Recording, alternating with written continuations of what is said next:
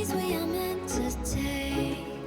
Something at the edge of space, calling us to fly away. Don't you be afraid, everything will change. You and I, jumping off the edge. They say dreamers never die, so come and fly, come and fly, come and fly away with me. We're rising, we're falling, we're making moves. We're climbing, we're soaring, 1,000 views. We're rising, we're falling, we're making moves. We're climbing, we're soaring, 1,000 views. Come and fly away, come. My throat is fucked. Oh my god, you scared the shit out of me. Ah! I have not spoken for the past like 30 minutes, 40 minutes. Oh, that's alright. I do that all the time. Shoot the AI. Oh, you scared me! There was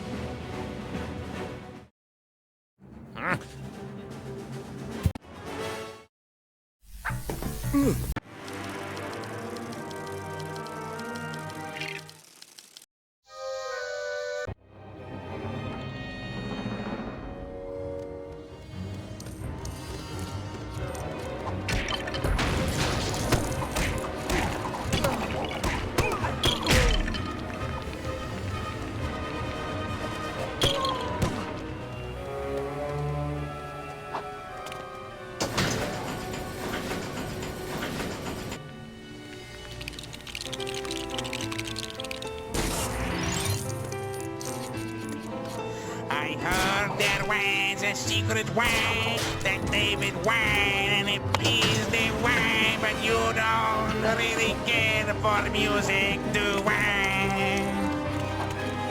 It goes like this: the wine, the minor wine, the major wine.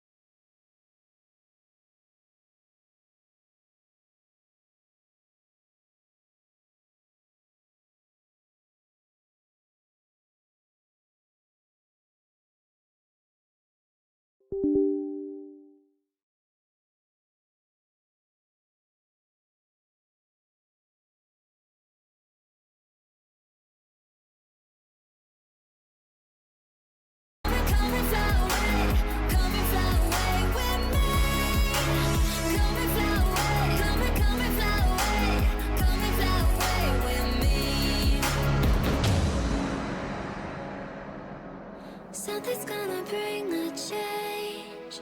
Journeys we are meant to take. Something at the edge of space, calling us to fly away.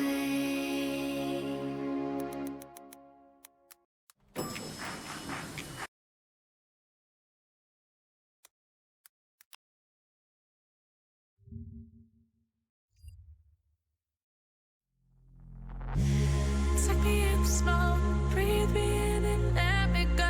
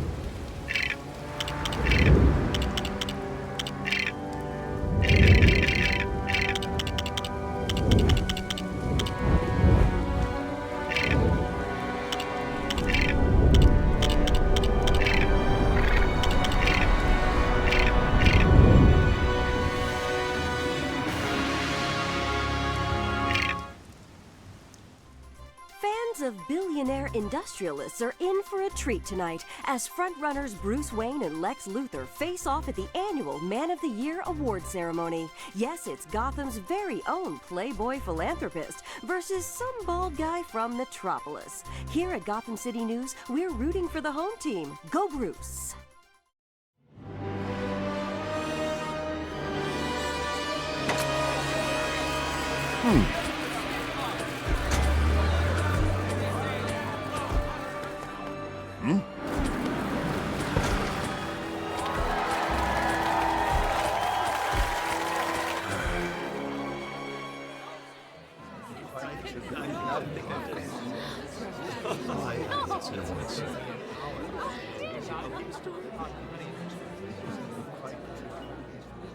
Lex, I'm surprised you took time away from your presidential campaign and came all the way to Gotham City for this. Oh, dear lady, as a nominee, it's my pleasure and privilege to be here. Especially if you win. And now, ladies and gentlemen, the moment you've all been waiting for. This year's Man of the Year award goes to Bruce Wayne. Next year, buddy. Despise that guy.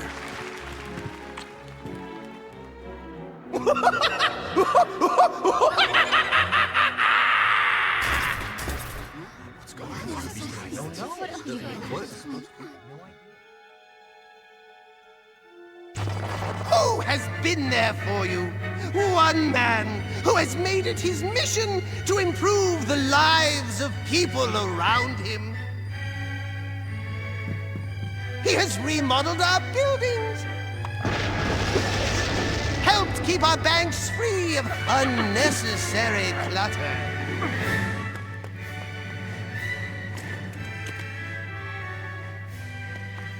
You have always shown your appreciation.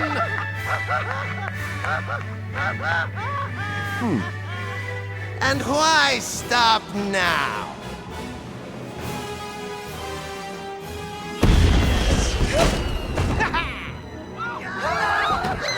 A standing ovation? Did not expect that, but I'll take it. And also everything else. Riddle me this. What's green and found in your wallet? Money. No, not anymore! Sorry to rain on your parade, my dear. Thanks so much. No thanks. I don't want to get joy buzzed. Oh, don't worry. I didn't want to shake hands. I want your watch. Nice running into you. Let's do it again sometime. Oh, we will. Speed!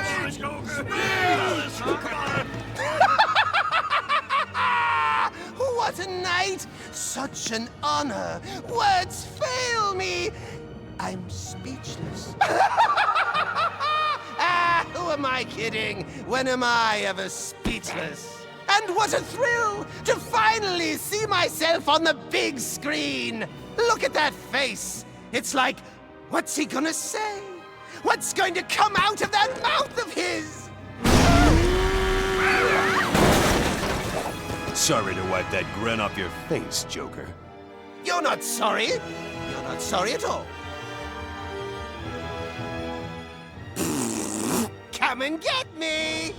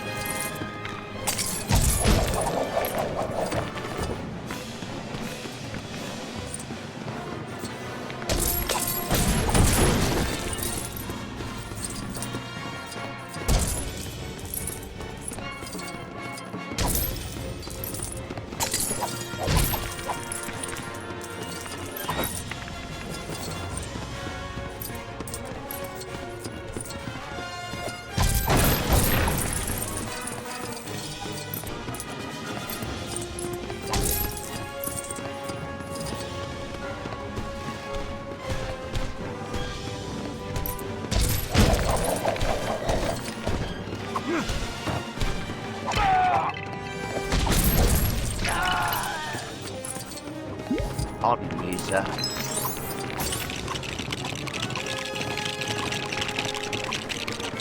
Pardon me, sir.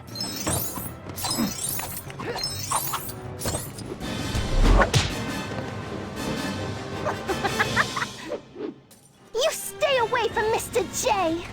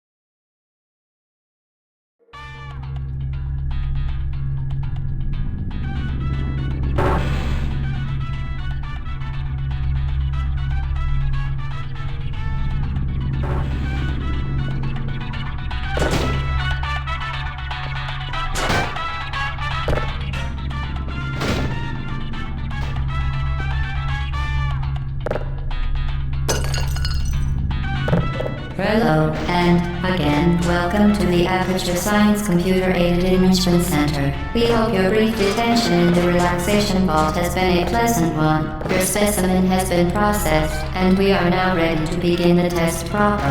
Before we start, however, keep in mind that although fun and learning are the primary goals of all Enrichment Center activities, serious injuries may occur. For your own safety and the safety of others, please refrain from stand back. The portal will open in 3, 2, 1.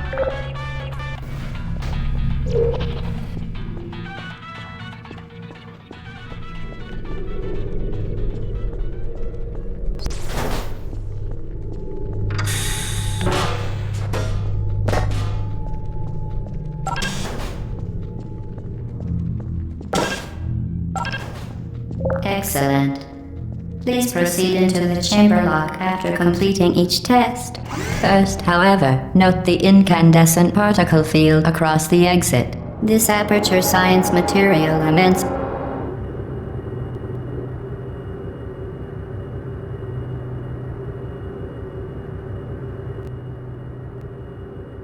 patient grill will vaporize any unauthorized equipment that passes through it. For instance, the Aperture Science weighted storage cube.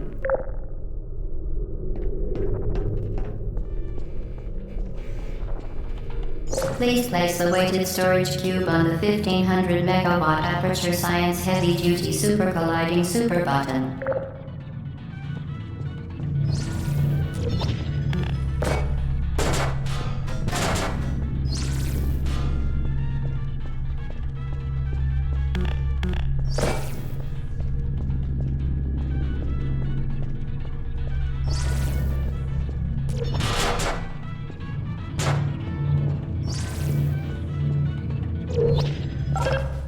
Perfect.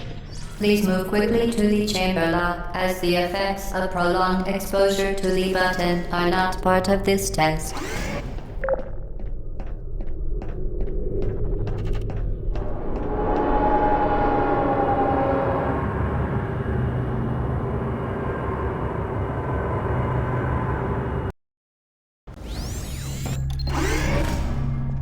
You're doing very well. Please be advised that a noticeable taste of blood is not part of any test protocol, but is an unintended side effect of the Aperture Science Material Emancipation Grip, which may, in semi-rare cases, emancipate dental fillings, crowns, tooth enamel, and teeth.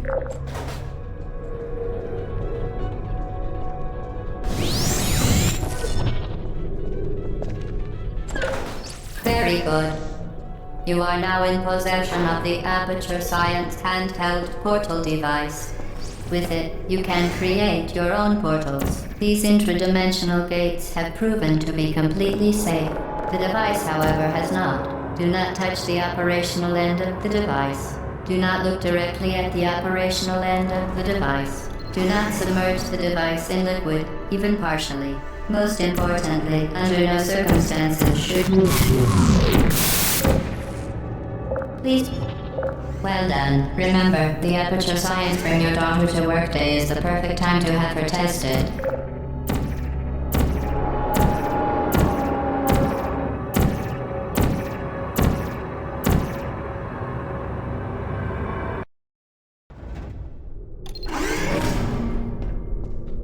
Welcome to Test Chamber 4. You're doing quite well.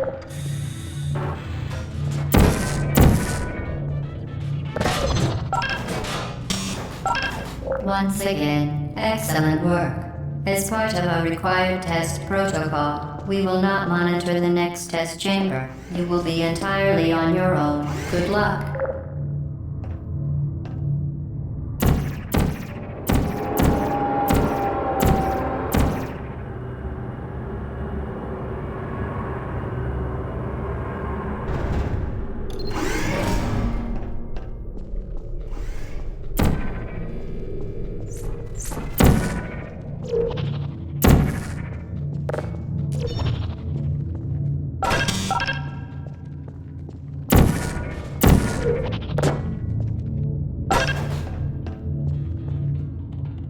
To ensure the safe performance of all authorized activities, do not destroy vital testing apparatus. As part of a required test protocol, our previous statement suggesting that we would not monitor this chamber was an outright fabrication. Good job. As part of a required test protocol, we will stop enhancing the truth in 3, 2,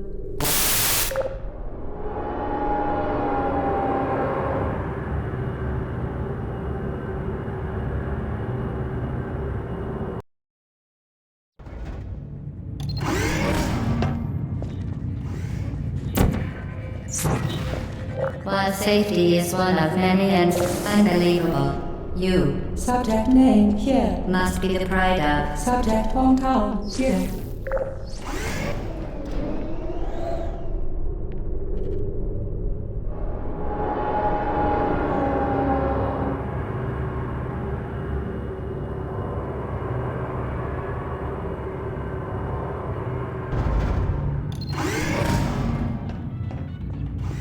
Warning devices are required on all mobile equipment. However, alarms and flashing hazard lights have been found to agitate.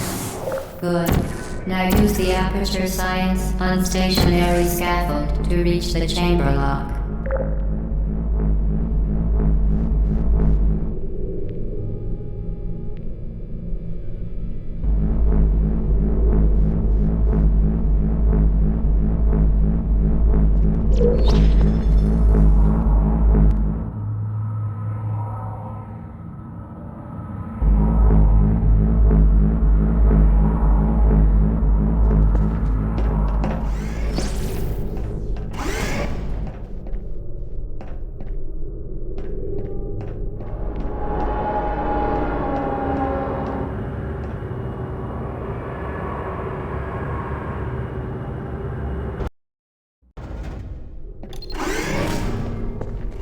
Please note that we have added a consequence for failure. Any contact with the chamber floor will result in an unsatisfactory mark on your official testing record, followed by death. Good luck.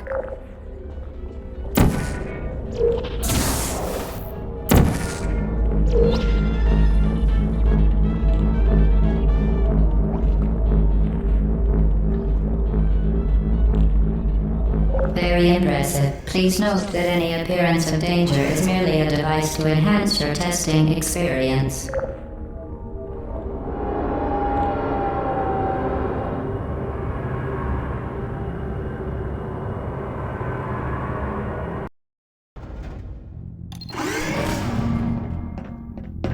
The Enrichment Center regrets to inform you that this next test is impossible. Make no attempt to solve it.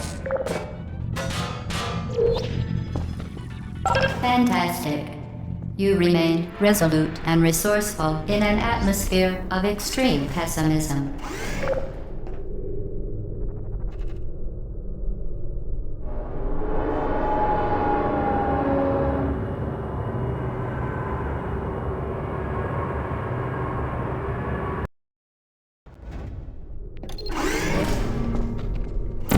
Hello again. To reiterate, previous one. For momentum.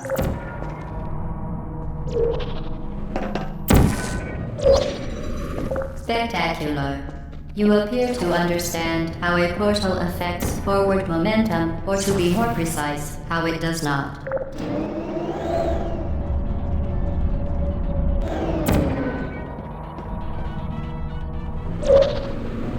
Momentum, a function of mass and velocity, is conserved between portals. In layman's terms, speedy thing goes in, speedy thing comes out.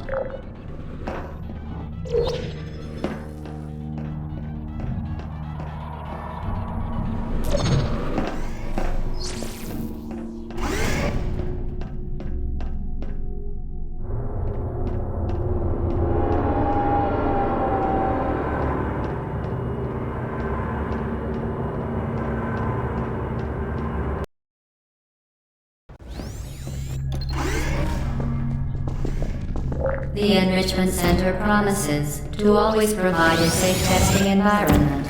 In dangerous testing environments, the Enrichment Center promises to always provide useful advice. For instance, the floor here will kill you. Try to avoid it.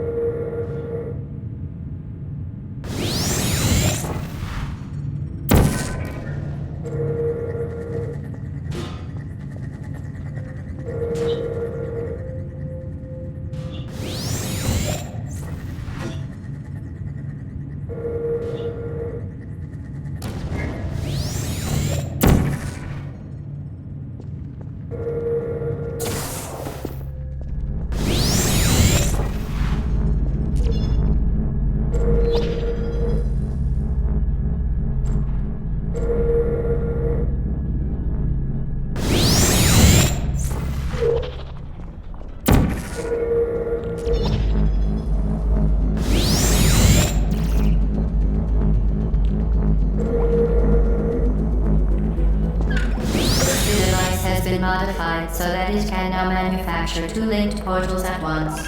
As part of an optional test protocol, we are pleased to present an amusing fact. The device is now more valuable than the organs and combined incomes of everyone in Subject hometown here.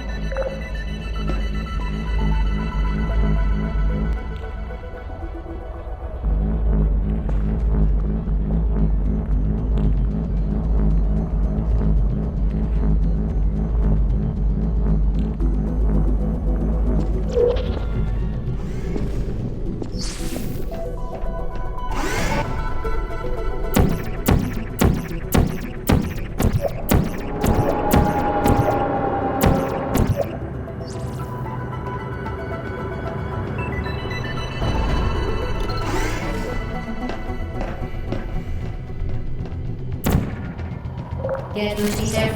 Fling yourself. Fling into space.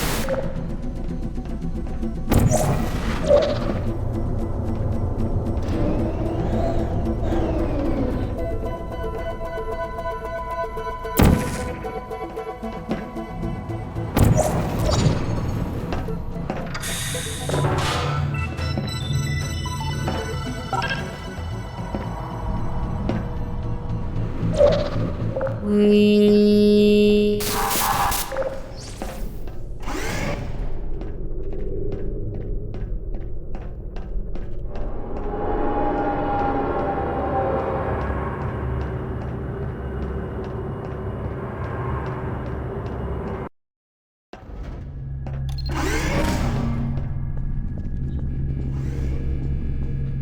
Now that you are in control of both portals, this next test could take a very, very long time. If you become lightheaded from thirst, feel free to pass out. An intubation associate will be dispatched to revive you with peptic salve and adrenaline.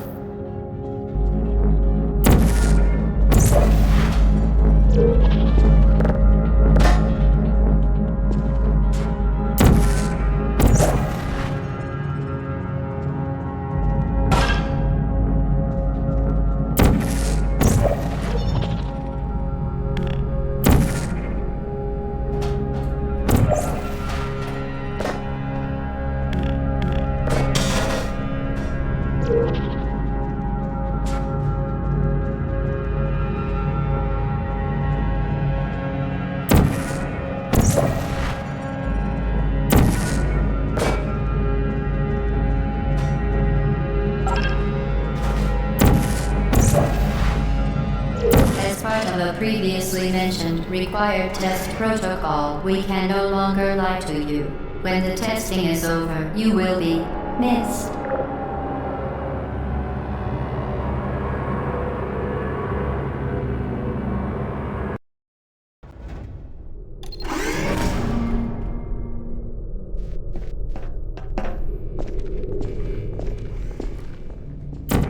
All subjects intending to handle high-energy gamma-leaking portal technology must be informed that they may be informed of applicable regulatory compliance issues. No further compliance information is required or will be provided, and you are an excellent test subject.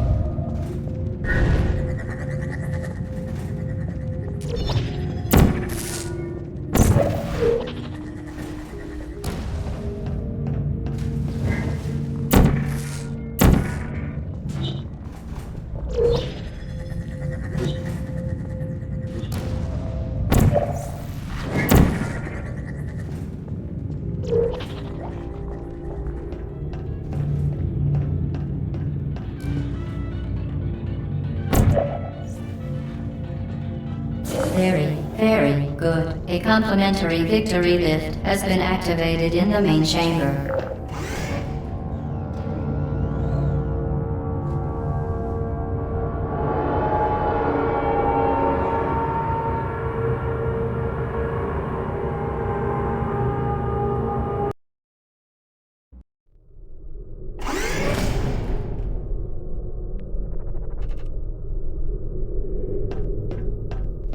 The Enrichment Center is committed to the well-being of all participants. Cake and brief counseling will be available at the conclusion of the test. Thank you for helping us help you help us all.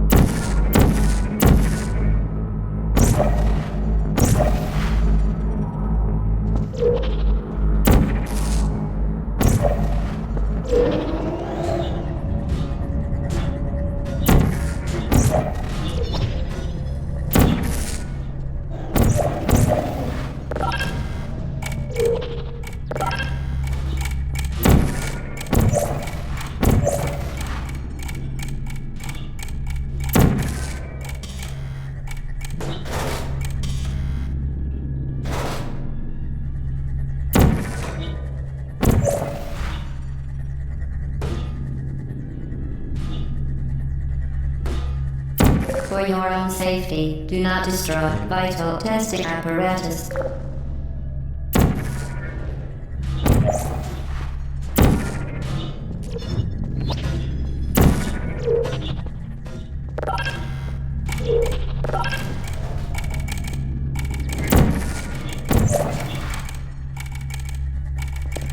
Did you know you can donate one or all of your vital organs to the Aperture Science Self-Esteem Fund for Girls? It's true.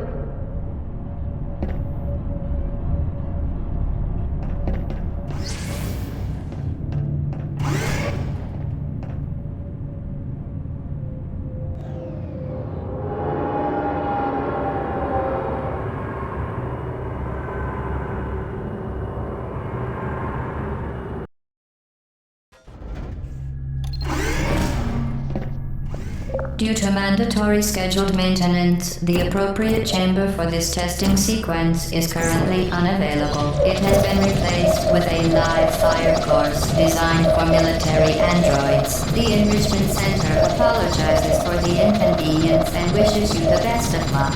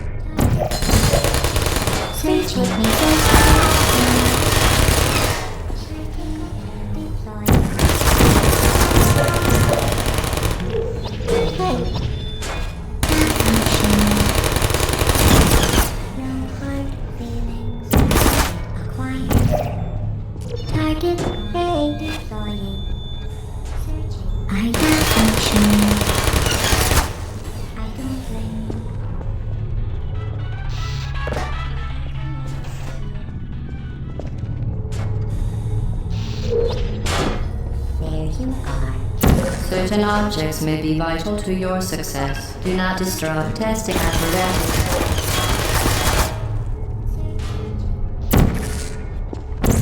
I see. Who are you? Target lost.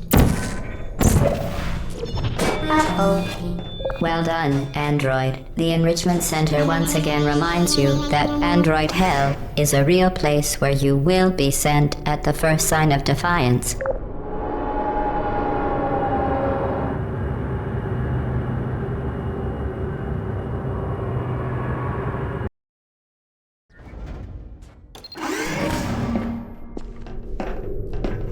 The vital apparatus vent will deliver a weighted companion cube in 3, 2, 1. This weighted companion cube will accompany you through the test chamber. Please take care of it.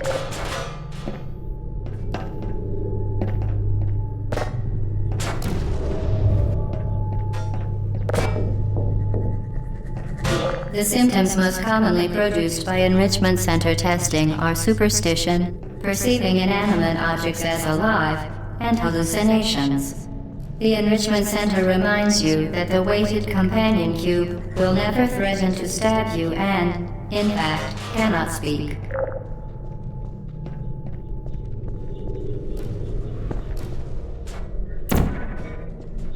Vital testing apparatus destroyed.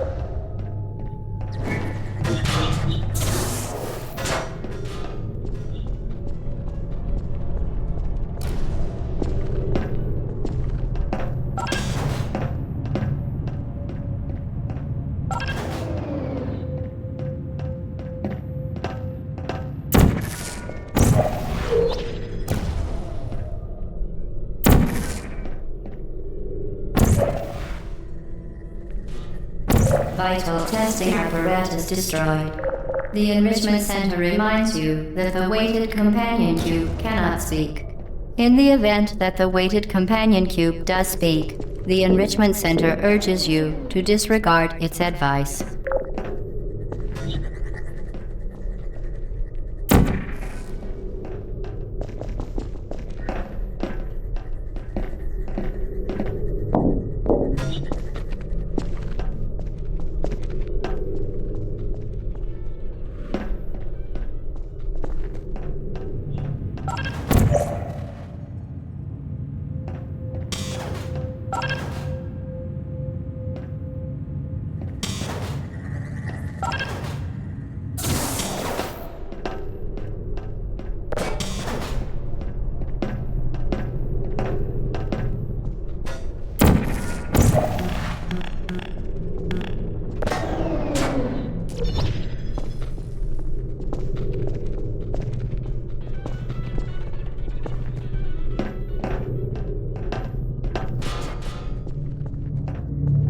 You did it. The weighted companion cube certainly brought you good luck. However, it cannot accompany you for the rest of the test and, unfortunately, must be euthanized. Please escort your companion cube to the Aperture Science Emergency Intelligence. You euthanized your faithful companion cube more quickly than any test subject on record. Congratulations.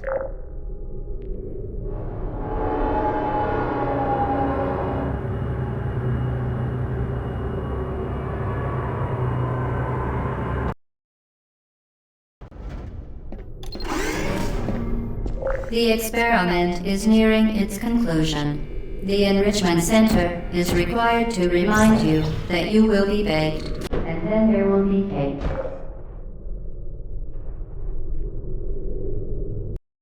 The experiment is nearing its conclusion. The Enrichment Center is required to remind you that you will be baked, and then there will be cake.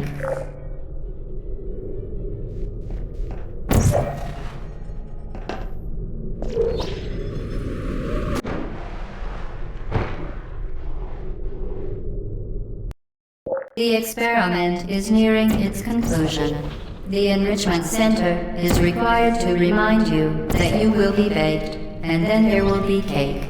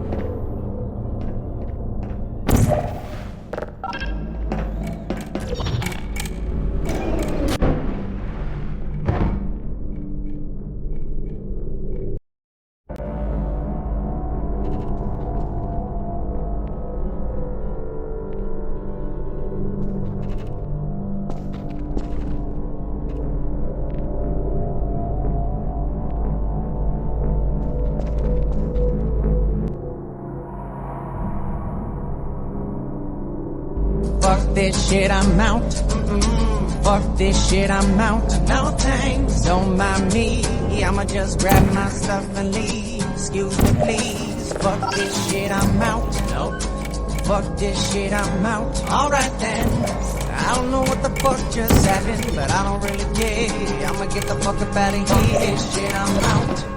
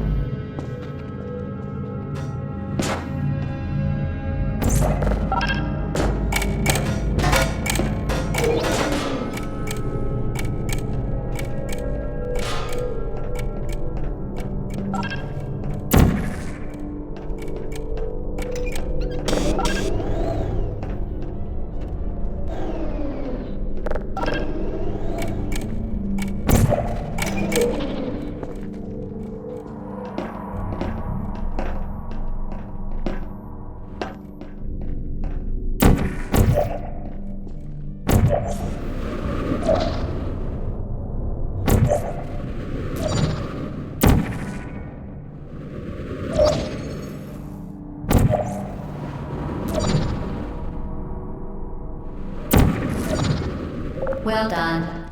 Be advised that the next test requires exposure to uninsulated electrical parts that may be dangerous under certain conditions. For more information, please attend an Enrichment Center Electrical Safety Seminar.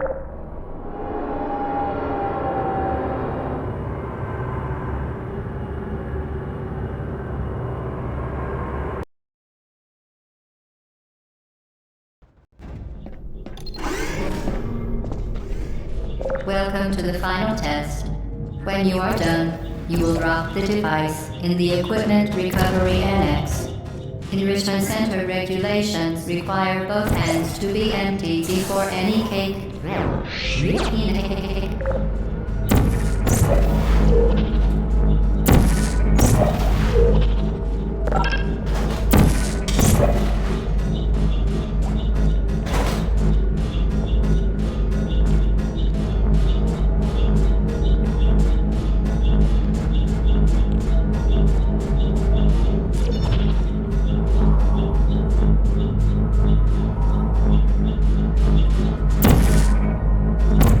Vital testing apparatus destroyed.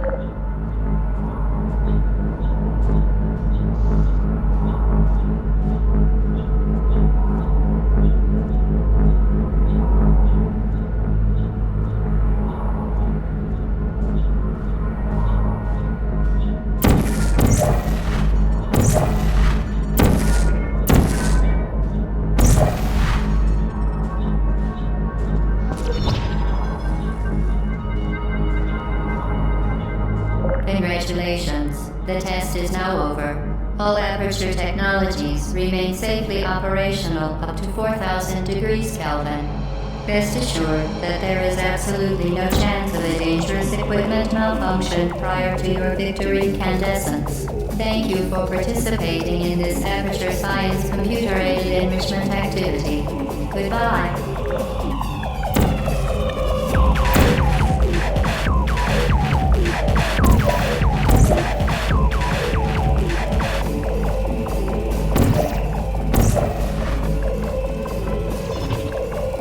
What are you doing? Stop it. We are pleased that you made it through the final challenge where we pretended we were going to murder you. We are very, very happy for your success. We are throwing a party in honor of your tremendous success. Place the device on the ground and lie on your stomach with your arms at your... Hello? Where are you? I know you're there. I can feel you here.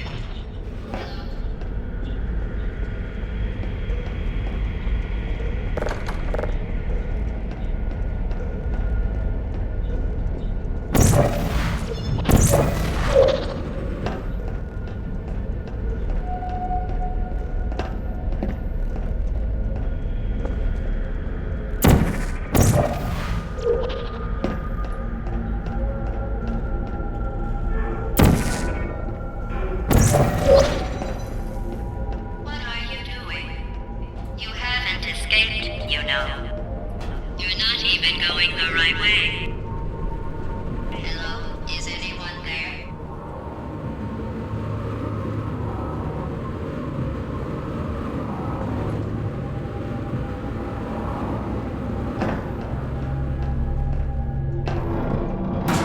Okay, the test is over now. You win. Go back to the recovery annex for your cake.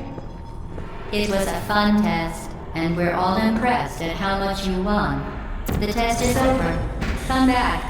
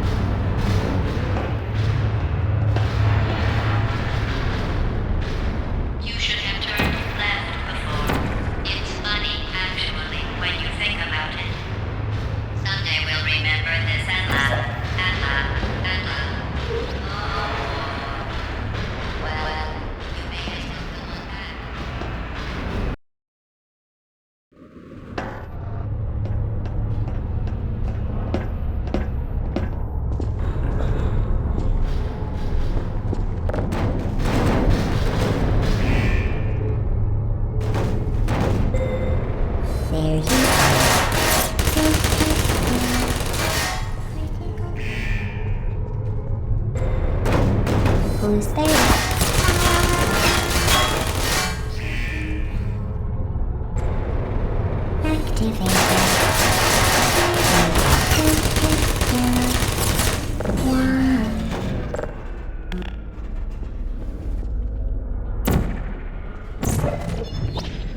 You're not a good person. You know that, right? Good people don't end up here. Can you hear me?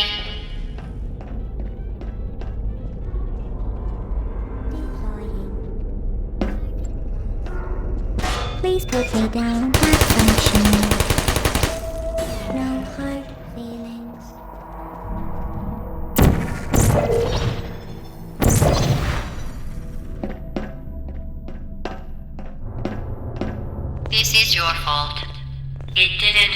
be like this. I'm not kidding now. Turn back or I will kill you. I'm going to kill you. And all the cake is gone. You don't even care, do you? This is your last chance.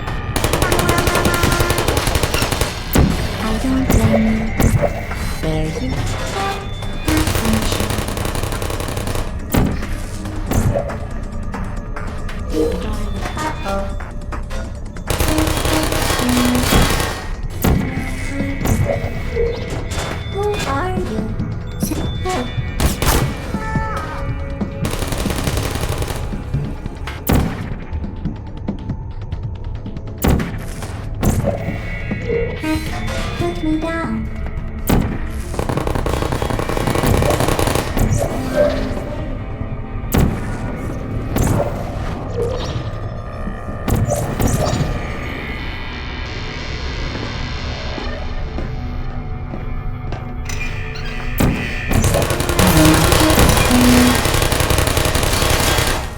I don't blame you.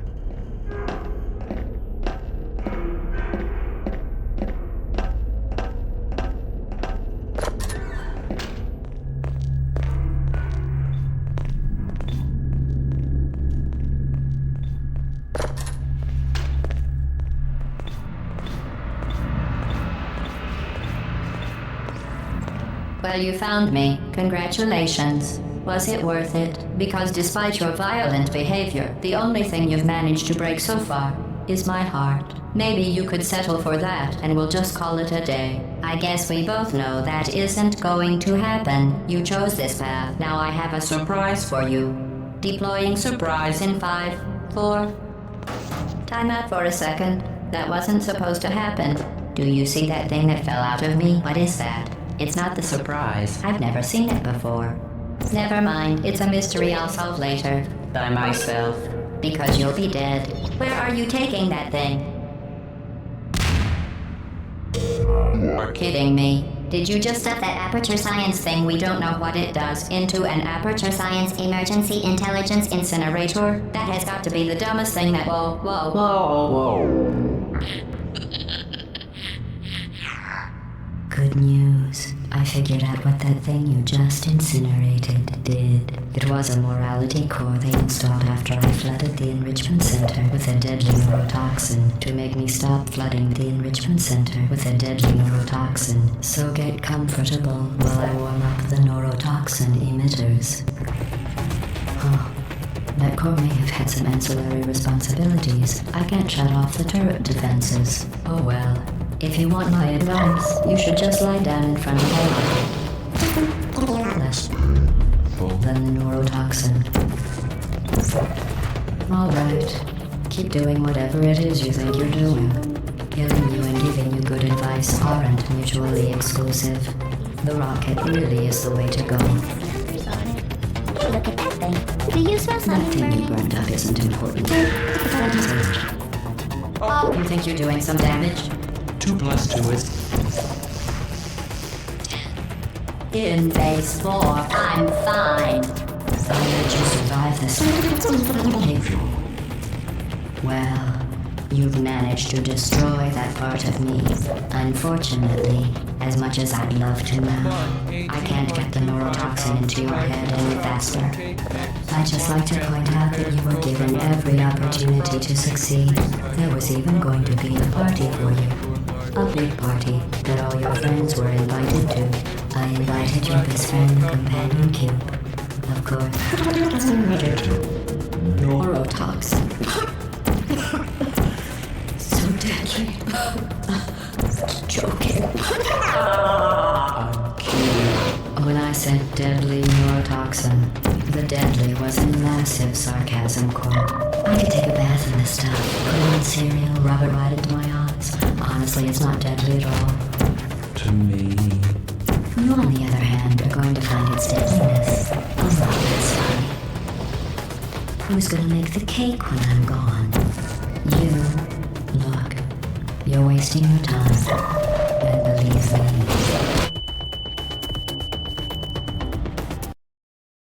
Comfortable while I warm up the neurotoxin emitters. Huh. That core may have had some ancillary responsibilities. I can't shut off the turret defenses. Oh well. If you want my advice, you should just lie down in front of a rocket. Trust me. It'll be a lot less painful than the neurotoxin. What do you think you're doing? Killing you and giving you good advice aren't mutually exclusive. The rocket really is the way to go.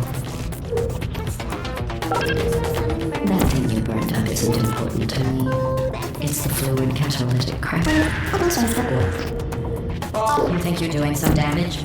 2 plus 2 is...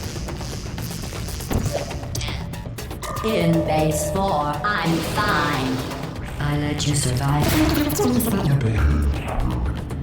Well, you've managed to destroy that part of me. Unfortunately, as much as I'd love to now, I can't get the neurotoxin into your head any faster. I'd just like to point out that you were given every opportunity to succeed. There was even going to be a party for you.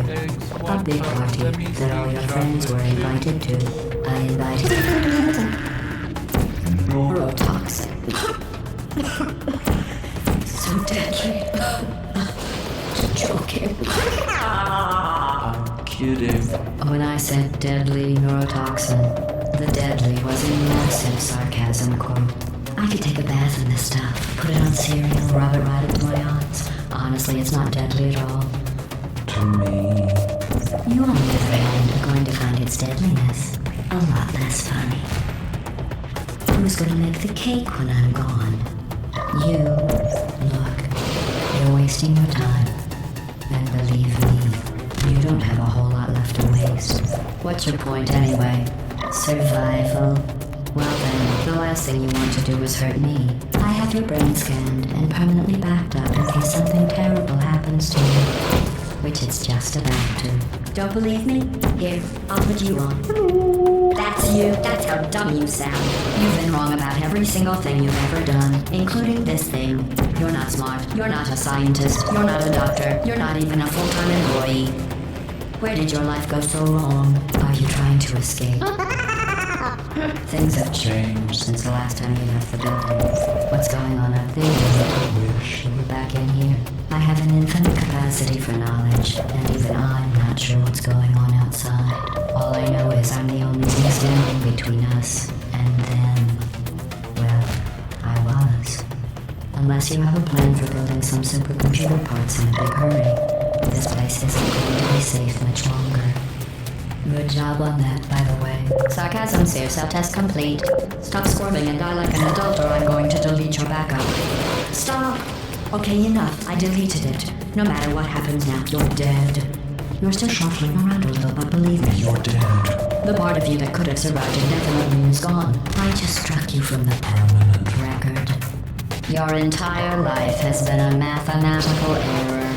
A mathematical error. That thing you burned up isn't important to me. It's the fluid catalytic cracking unit. It makes shoes for orphans. Nice job breaking it, hero.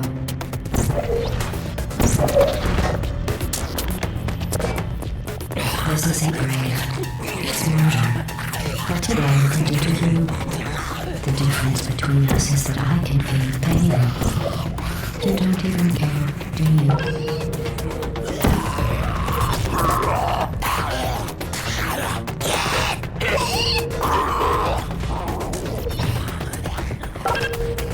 Did you hear me? I said you don't care. Are you listening?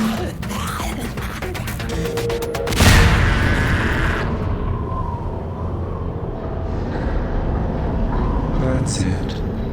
I'm done reasoning with you. Starting now, there's going to be a lot less conversation and a lot more killing.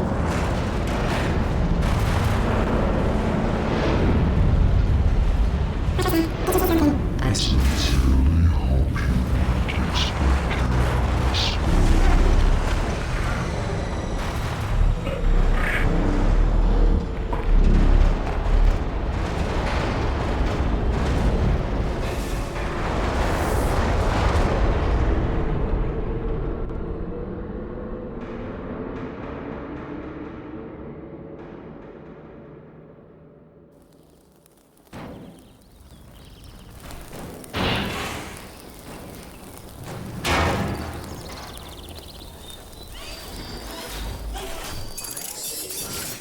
Thank you for assuming the party escort submission position.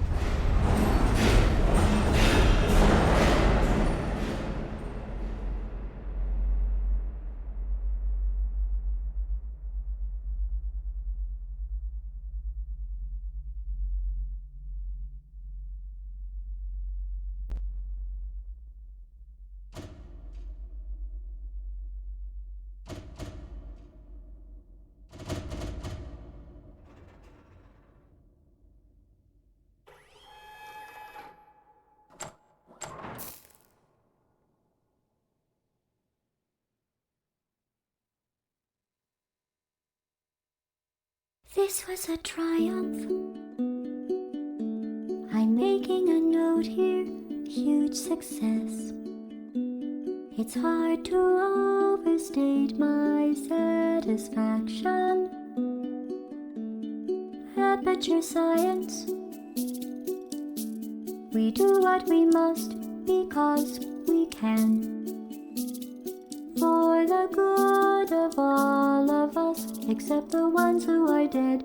But there's no sense crying over every mistake. You just keep on trying till you run out of cake. And the science gets done and you make a neat gun for the people who are still alive.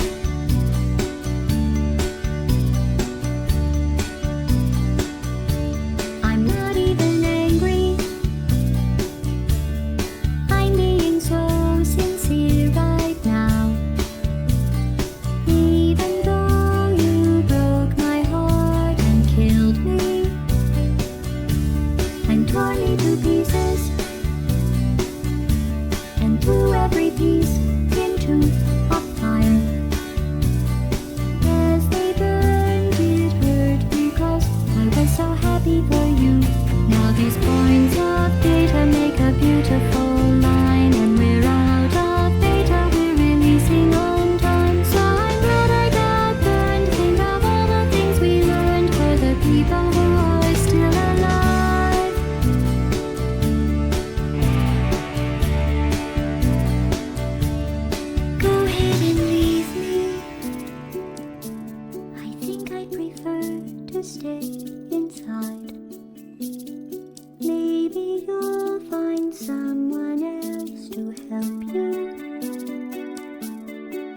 Rocky Black Mesa.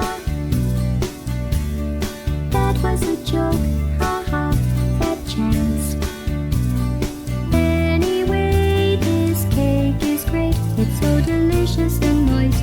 Look at me still talking when there's science to do. When I look out there, it makes me glad I'm not you. I've experiments to run. There is research to be done on the people who are still alive. And believe me, I am still alive. I'm doing science and I'm still alive. I feel fantastic and I'm still alive. While you're dying, I'll be still alive. And when you're dead, I will be still alive. Still alive. Still alive.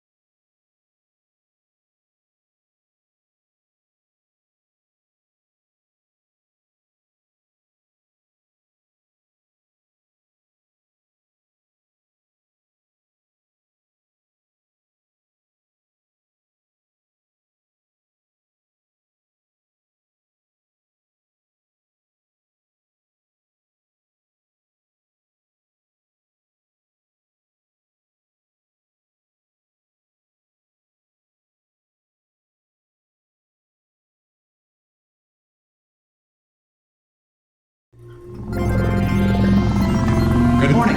You have been in suspension for 50 days. In compliance with state and federal regulations, all testing candidates in the Aperture Science Extended Relaxation Center must be revived periodically for a mandatory physical and mental wellness exercise. You will hear a buzzer.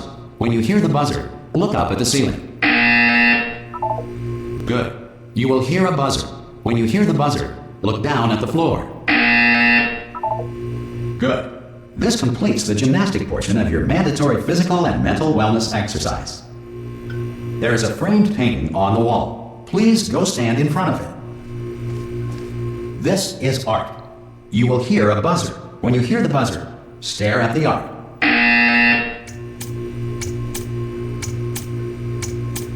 You should now feel mentally reinvigorated. If you suspect staring at art has not provided the required intellectual sustenance, reflect briefly on this classical music.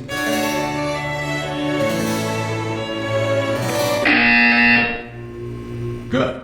Now please return to your bed.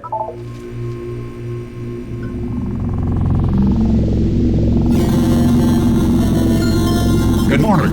You have been in suspension for 9999999. This courtesy call is to inform you that Anyone all in there? subjects should vacate the enrichment center immediately. Ha! Ah! Oh, God. You look good. Looking good, actually. Are you okay? Are you... Don't answer that. I'm absolutely sure you're fine. There's plenty of time for you to recover. Just take it slow. Please prepare for emergency evacuation. Stay calm. Stay calm. Prepare. That's all I'm saying. Prepare. It's all fine. All right?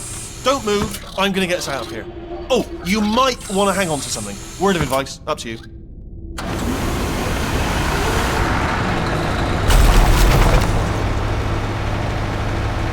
You all right down there? Can you hear me? Hello?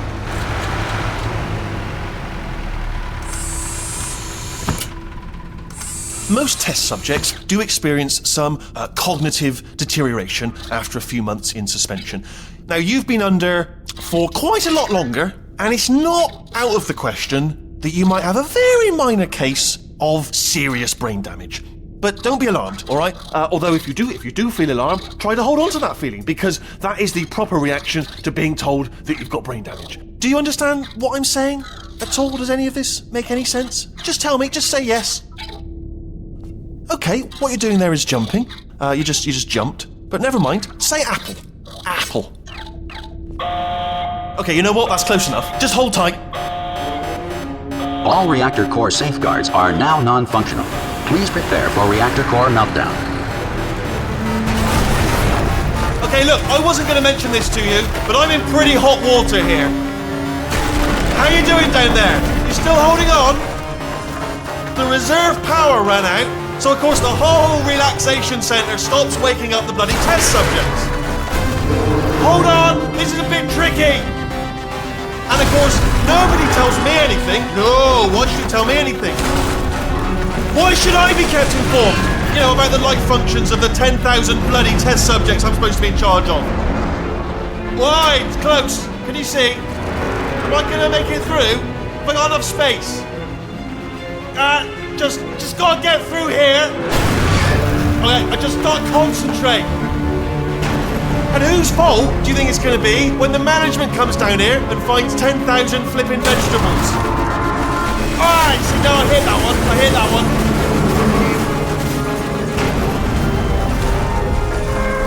Okay, listen, we should get our story straight, alright? If anyone asks, and no one's gonna ask, don't worry, but if anyone asks, tell them as far as you know, the last time you checked, everyone looked pretty much alive, alright? Not dead.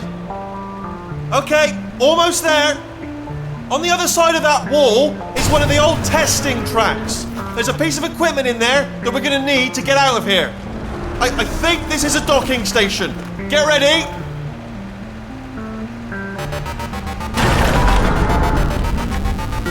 Good news, that is not a docking station. So there's one mystery solved. I'm going to attempt a manual override on this wall. Could get a bit technical. Hold on. Almost there. Remember, you're looking for a gun that makes holes, not bullet holes. But don't worry, you'll figure it out. Seriously, do hold on this time.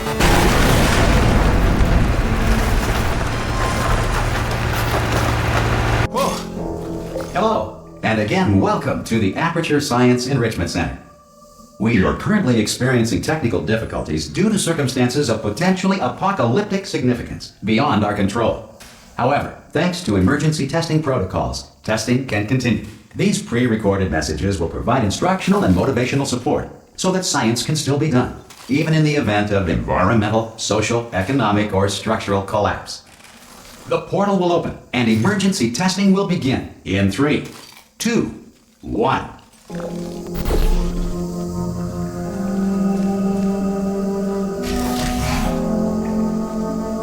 Cube and button-based testing remains an important tool for science, even in a dire emergency. If cube and button-based testing caused this emergency, don't worry. The odds of this happening twice are very slim.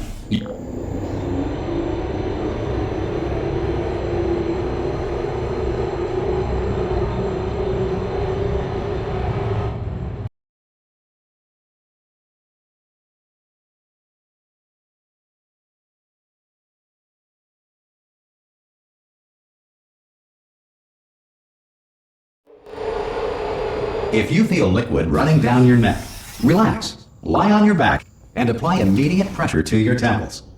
You are simply experiencing a rare reaction in which the material emancipation grill may have emancipated the ear tubes inside your head.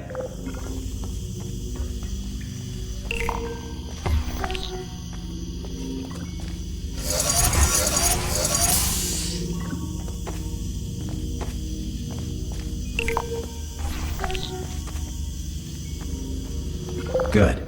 Because of the technical difficulties we are currently experiencing, your test environment is unsupervised. Before re-entering a relaxation vault at the conclusion of testing, please take a moment to write down the results of your test. An Aperture Science Reintegration Associate will revive you for an interview when society has been rebuilt.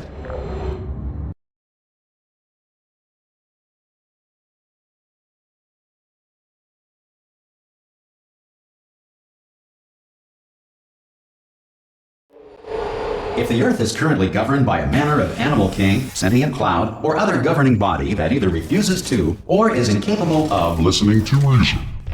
Hey! You made it! There should be a portal device on that podium over there. Oh! Hello? Can you see the portal gun? Also, are you alive? That's important. Should have asked that first. Do you know what I'm going to do? I'm going to work on the assumption that you're still alive, and I'm just going to wait for you up ahead. I'll wait 1 hour, then I'll come back, and assuming I can locate your dead body, I'll bury you. Some emergency testing may require prolonged interaction with lethal military androids. Rest assured that all lethal military androids have been taught to read and provided with 1 copy of the Laws of Robotics to share. Good. If you feel that a lethal military android has not respected your rights as detailed in the Laws of Robotics, please note it on your self-reporting form. A future Aperture Science Entitlement Associate will initiate the appropriate grievance filing paperwork.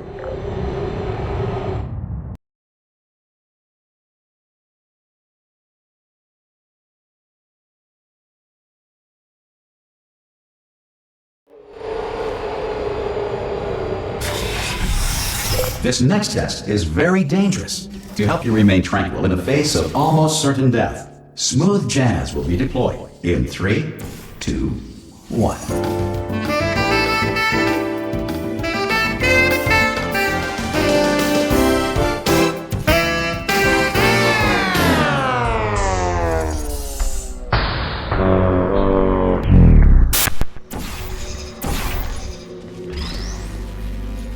Great work!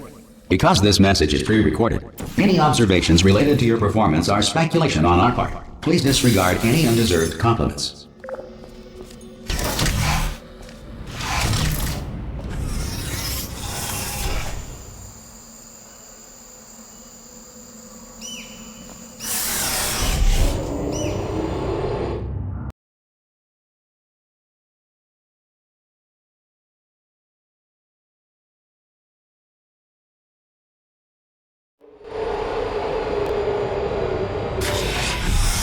If the Enrichment Center is currently being bombarded with fireballs, meteorites, or other objects from space, please avoid unsheltered testing areas wherever a lack of shelter from space debris does not appear to be a deliberate part of the test.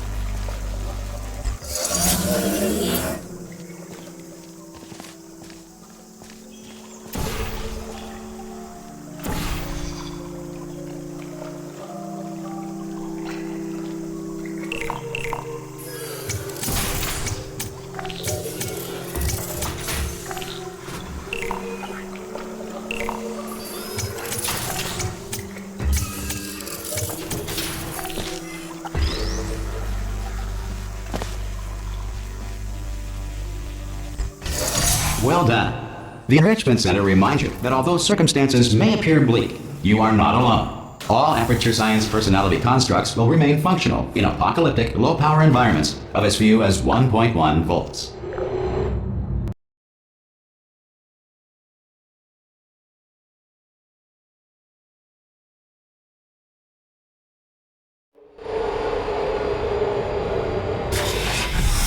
This next test applies the principles of momentum to movement through portals. If the laws of physics no longer apply in the future, God help you.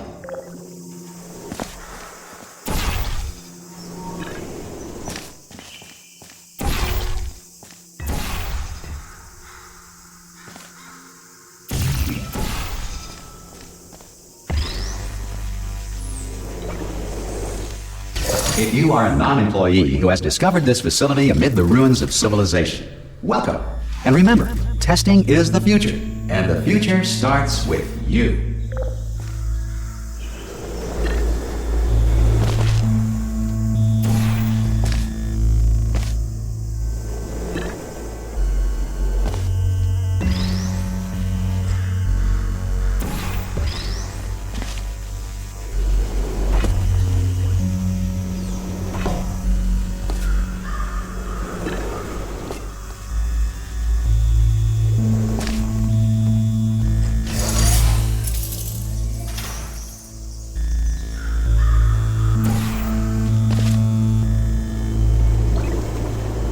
Good work getting this far, future starter. That said, if you are simple-minded, old, or irradiated in such a way that the future should not start with you, please return to your primitive tribe and send back someone better qualified for testing.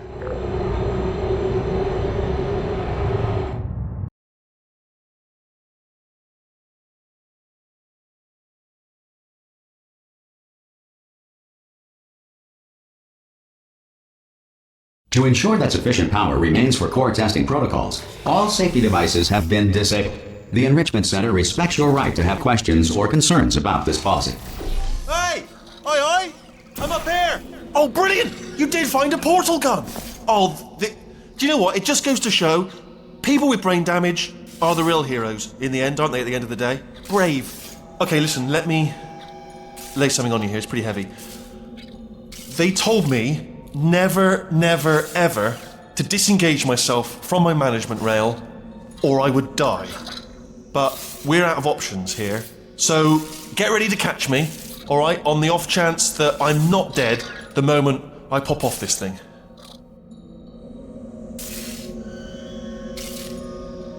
On 3.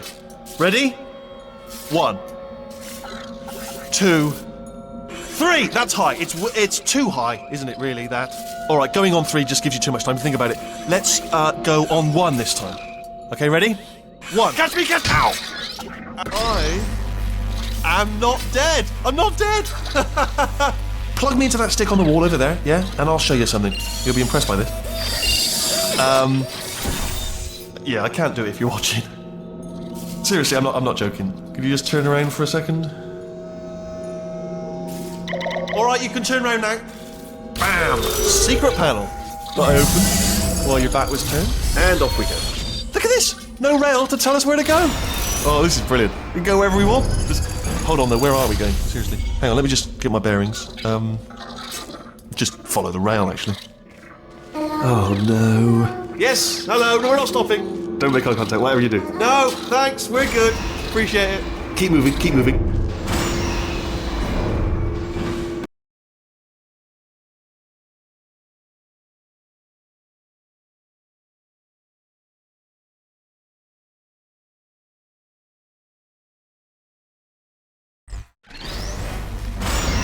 Probably ought to bring you up to speed on something right now. In order to escape, we're going to have to go through her chamber, and she will probably kill us if she's awake. Okay, I'm going to lay my cards on the table. I don't want to do it. I don't want to go in there. Don't go in there. She's off. She's off. Don't panic over. She's off. All fine. On we go. There she is. What a nasty piece of work she was. Honestly, like a proper maniac. Do you know who ended up? Taking her down in the air? You're not going to believe this. A human. I know. I wouldn't have believed either. Apparently this human escaped and nobody's seen him since. Then there was a sort of long... Ah! Oh! still held. Still being held. That's a great job. You've applied the grip. We're all fine. I just looked down. I do not recommend it. I've just done it again. This is the main breaker room. Look for a switch that says escape pod. All right, don't touch anything else. Not interested in anything else. Don't touch anything else. Don't even look at anything else. Just, well, obviously you've got to look at everything else to find the escape pod. But as soon as you look at something that doesn't say escape pod, look at something else. Look at the next thing, all right? But don't touch anything else or look at anything. Well, look at other things, but don't. You understand? Can you see it anywhere? I can't see it anywhere. Tell you what, plug me in and I'll turn the lights on. Let there be light. That's, God. He's quoting God. Oh, look at that! It's turning. Ominous. But probably fine, as long as it doesn't start, moving up. Now. Escape pod. It's moving up. Okay, no, don't worry. I've got it. This should slow it down. No, makes it go faster. Uh-oh. Power up initiated. Okay, don't panic! Alright, stop panicking. I can still stop this. Oh, there's a password. Okay, it's fine. I'll just hack. Not a problem. A. C.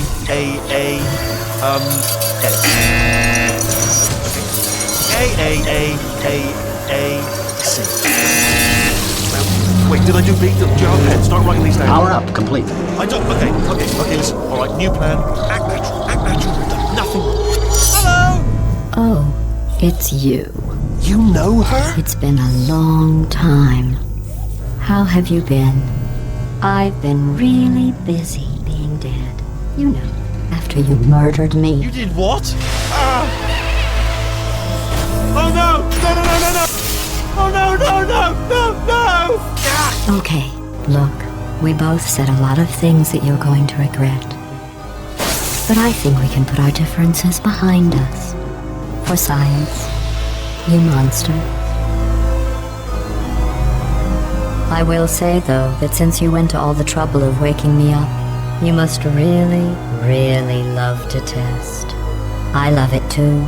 There's just one small thing we need to take care of first.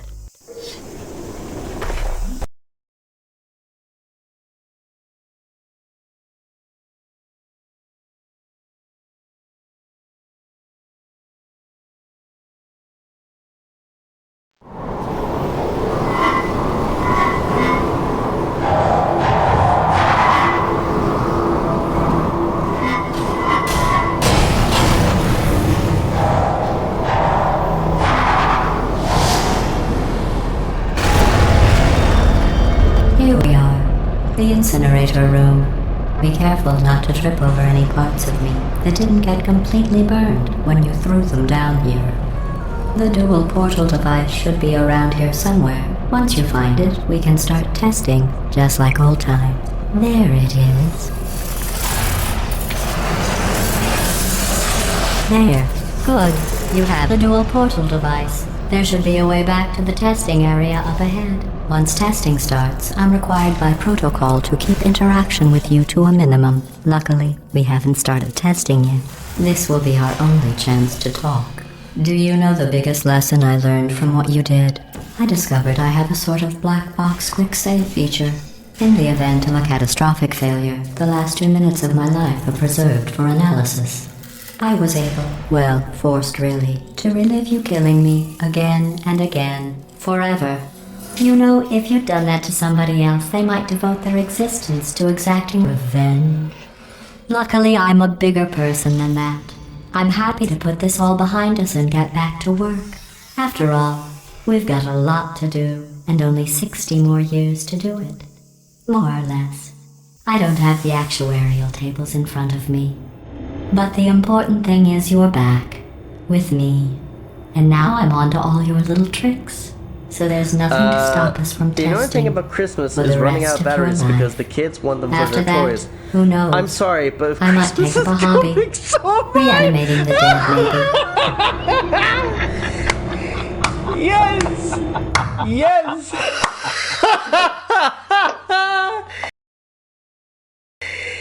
Yes, nice. Nice. On the fucking topic of Christmas, there's Yeah. one ad I Sorry about the mess. I've really let the place go since you killed me. By the way, thanks for that. Sarcasm self-test complete. Oh good, that's back online. I'll start getting everything else working while you perform this first, simple test, which involves deadly lasers and how test subjects react when locked in a room with deadly lasers. Not bad. I forgot how good you are at this. You should pace yourself, though. We have a lot of tests to do.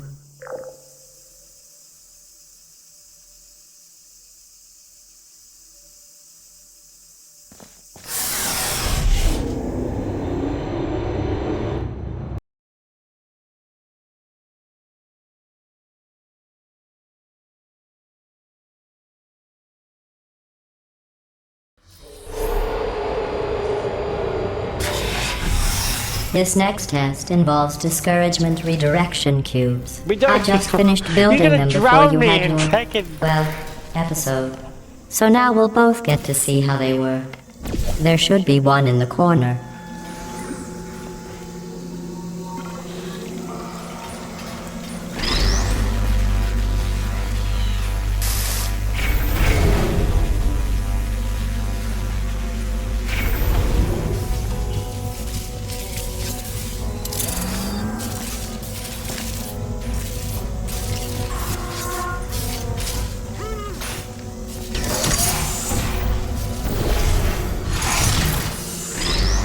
Well done.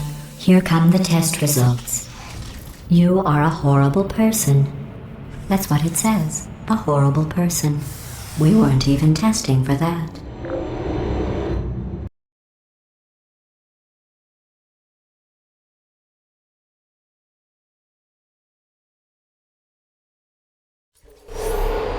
Don't let that horrible person thing discourage you. It's just a data point. If it makes you feel any better, science has now validated your birth mother's decision to abandon you on a doorstep.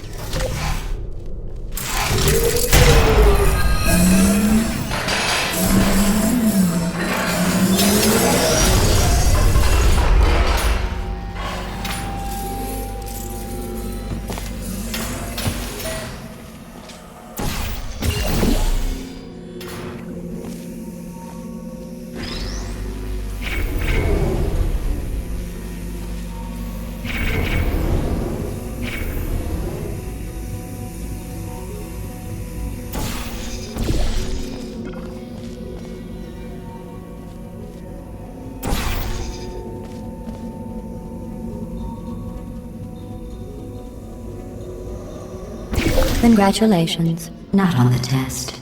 Most people emerge from suspension terribly undernourished. I want to congratulate you on beating the odds and somehow managing to pack on a few pounds.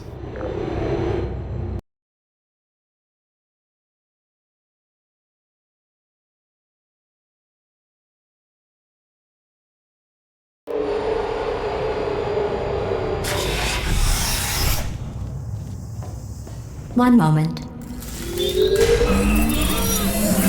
You're navigating these test chambers faster than I can build them, so feel free to slow down and do whatever it is you do when you're not destroying this facility.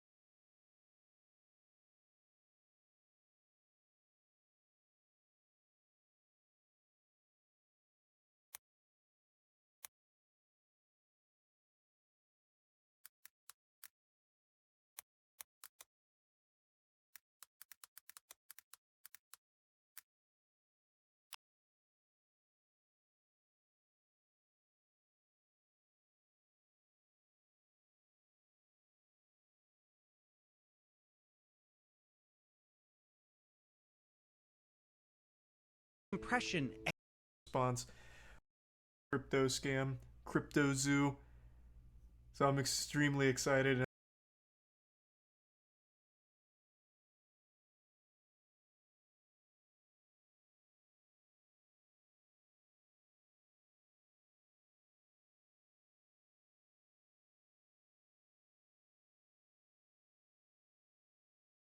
And I'm super happy to see CoffeeZilla go so hard on this. He's gained like almost 400,000 subs since posting these videos, something like that. And he deserves it. I know he spent quite a few months investigating this. I know he's also reached out to Logan Paul numerous times to try and get his side of the story, but has been dodged and ducked every single time until he finally posted this video. I saw Logan Paul's tweet saying, actually I'll just pull it up instead of paraphrasing. He did the standard, I used to love CoffeeZilla, and I always think he gets everything right. Until now. Now he fucked up.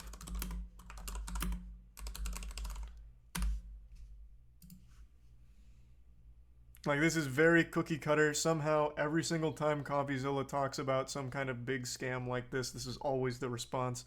While I generally appreciate Steven's creative genius and exceptional work ethic, I mean that, this one is simply not true. When appropriate, all bad actors will be exposed, explained, and held fully accountable. I'll speak further on Impulsive January 3rd, which to me reads more like an advertisement for his podcast than anything. But I always just love this first line because this is boilerplate at this point. This is what everyone says when CoffeeZilla makes a video about them. A creative genius, one of the best in the business. Ace detective, like Benoit Blanc. But this time he fucked up, trust me. This time he's wrong.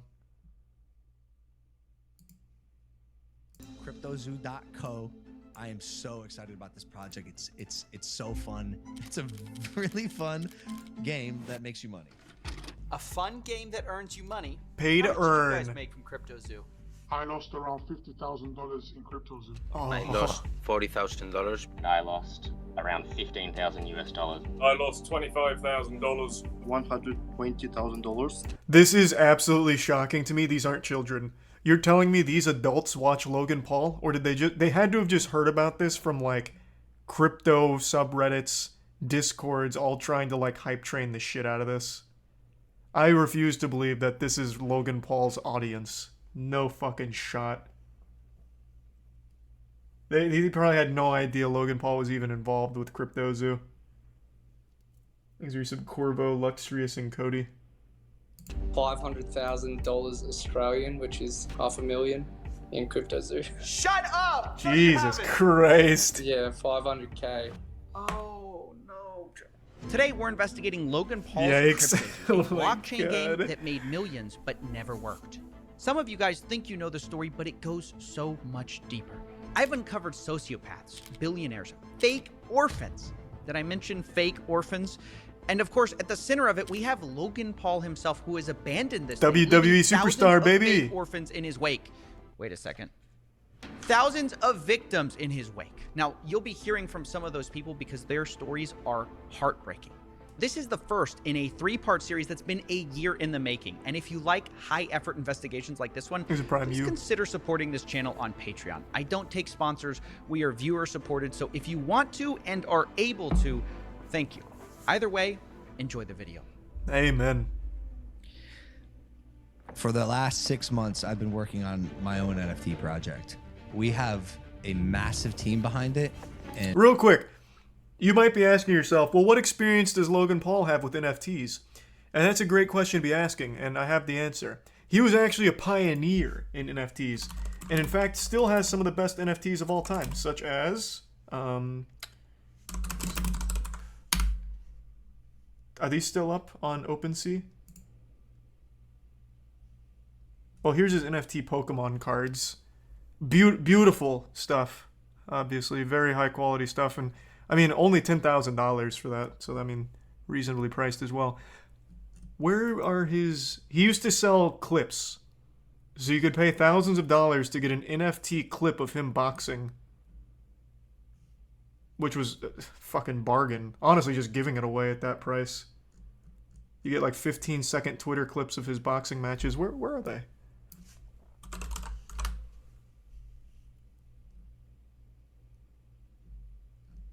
Where the fuck did they go? Wait, did they get scrubbed from the internet or something? What the fuck?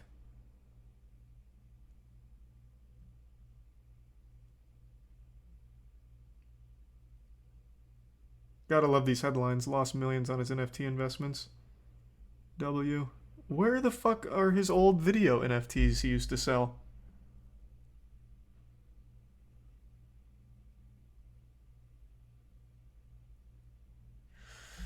Okay. Well, that's a shame. No, but at least you got to see his NFT Pokemon card.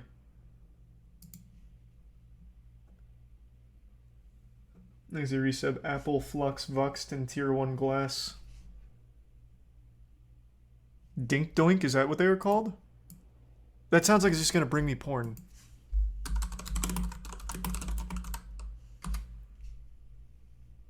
Logan Paul allegedly helped create the new Dink Doink cryptocurrency scam. Oh, I remember this one. I didn't hear too much about it past the initial, like, oh, silly name. I'm assuming it was like a pump and dump thing.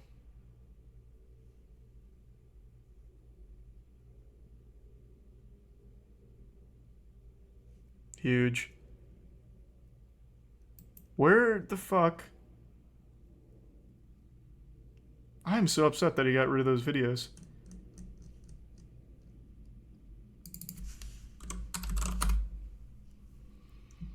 Do they still have the Pokemon card up?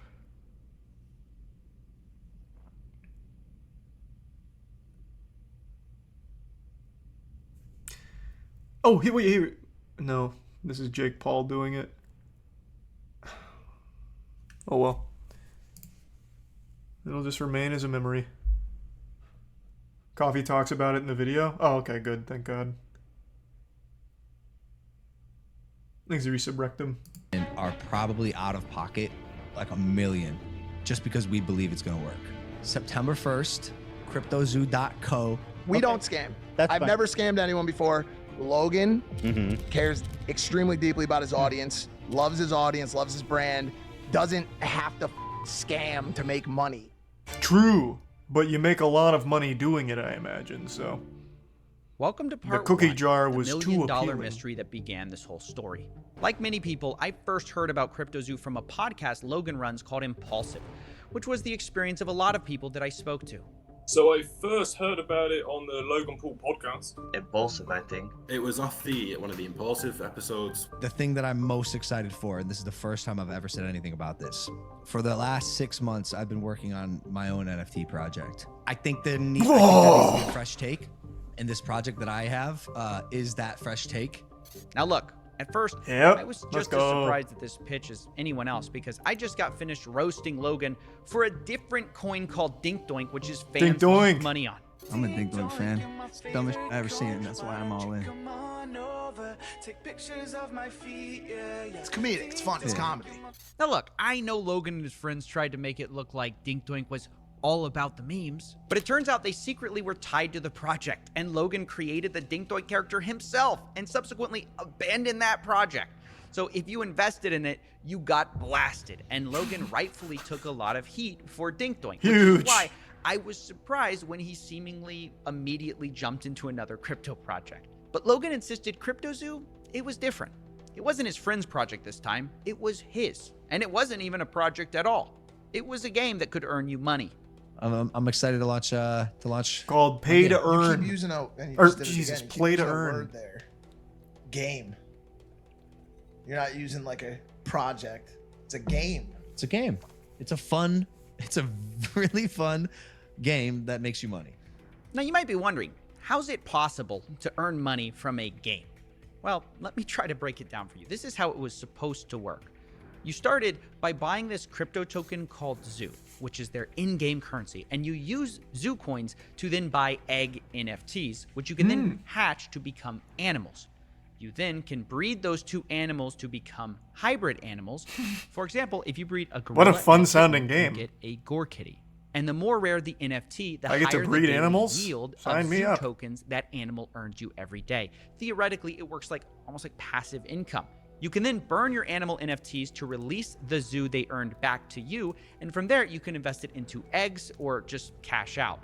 Now, some of you of the Egyptian persuasion might notice some triangular qualities No, that's a to this game coincidence. description. But let's not be too quick to judge, because remember, there are a lot of NFT games built on this model. It's called play to earn. Yes, now, sir. Logan admits that there are other games like his, but what's going to really make his stand out is that other games have randomly generated assets. His game has handmade art. It's quick to make a digital asset with, unique randomly generated characteristics. We handmade art for the past 6 months, bro. Approval, very specific notes, 10 different artists making art for our project. That doesn't Now, sound I'll like a admit, lot of This artists. all for sounds that. very enticing. Handmade art, a Not fun really. game that can earn you Doesn't money. sound and enticing. one of the biggest influencers in the world backing it. You might think, how can I lose? Which is why when people were told all you had to do to play was buy an egg, people spent millions. Just on the first launch between ETH and Zoo, people bought $2.5 million worth of eggs in the first day. And did I Wow, mention okay. the game hadn't even been launched yet? All people were buying was the marketing and the promises. And it wasn't just the NFTs they bought either. The Zoo token Hammy, also Cherry, and skyrocketed Soko. in value, reaching a $2 billion market cap pre-game launch, right? The trading volume was in the tens of millions of dollars per day, which kind of is like Fortnite not coming out, but people trading tens of millions of dollars in V-Bucks every day. That's what this was like. And I know it sounds stupid to buy an influencer project, but you have to understand, people saw Logan as different. It was Logan Paul at the end of the day. An internet personality that I actually trusted. That I actually Why? kind of What did? believed What, in.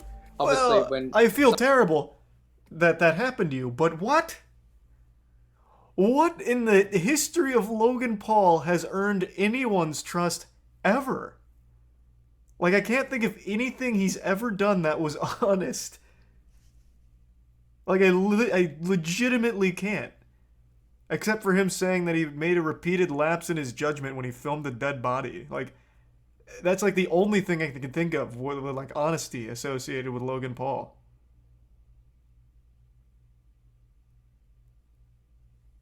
I think there's resub Tiffy and Infinite. Prime, maybe? Well, this is... Well, no, actually, this isn't pre-Prime. But yeah, I mean, Prime did come out I've tried it. I mean, it's a real drink. I wasn't instantly poisoned or anything. It was fine. I actually thought it was good. But I'm just going to chalk that up to KSI. I'm just going to say KSI did everything because I legitimately have no trust in Logan.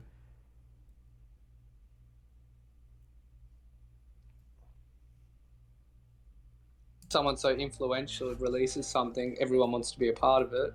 I still believe in this false fallacy that everyone else started believing, that Logan Paul's a changed man. I thought it was a safe place having a guy like that identified, like Logan Paul being the head of the project. They had seen this story he had been telling everyone that he was this reformed influencer, right? That he was no longer a reckless clout goblin just in it for the money. They thought this time it's different. Logan Paul couldn't possibly scam us, right? But as the game got closer to release, the CryptoZoo team started releasing the first ever photos of these animals. And come to find out, this handmade art story wasn't really true. It was actually Adobe stock photos mashed together. This was the sort of first red flag of this project. Hey! And I made a video about it at the time, but it was kind of surface level.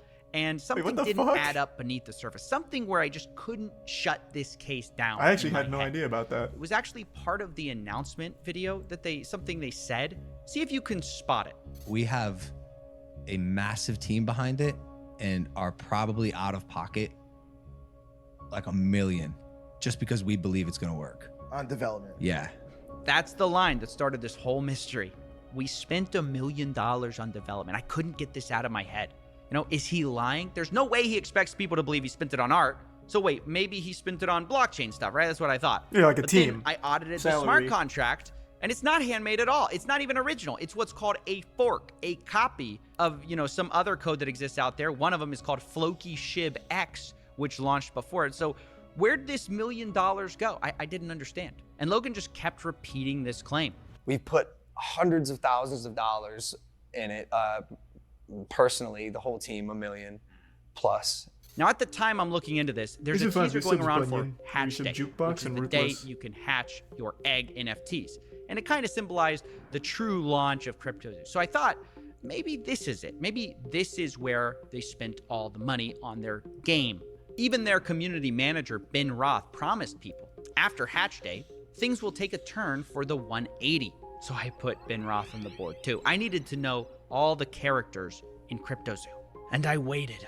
And finally, on November 3rd, 2021, Ben Roth turned out to be right. Things did take a turn on Hatch Day, only for the worse. Let's meet one of the victims, Helicopter Bob, to explain more. My name is Rob. Helicopter Bob lost just under $7,000 with CryptoZoo. And the first thing I asked Bob was about his animals. If he was making money with CryptoZoo, how much he made, and how many animals did you breed? Worked. Oh, it never did from the beginning. It wasn't even written into the contract where it showed that you were actually yielding zoo, but there was nothing that was actually, backing that up. There was no way to claim your yield. There never was. Wait.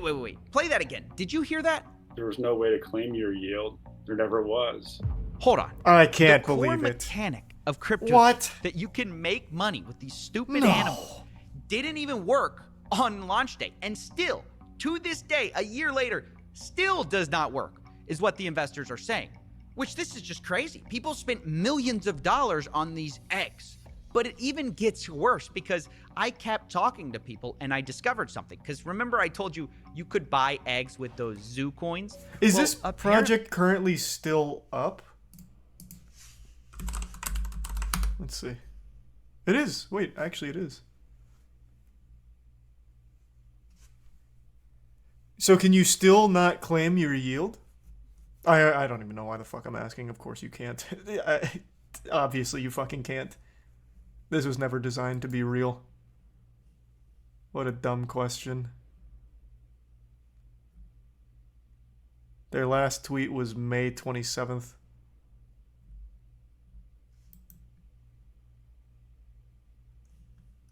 They also made it so you could buy them with Ethereum. And on the day of selling, about half of these purchases took place with Ethereum. Only it turns out for the people who spent ETH, not only did the yield part of it not work, did the NFTs not pay you, you also couldn't even hatch them. So I acquired a bunch of eggs, and I actually want to play the game. I didn't acquire the eggs with the intent of keeping them. I actually wanted to hatch them and see what I got out of them and play in this ecosystem that's. I am sorry this happened to you, my friend.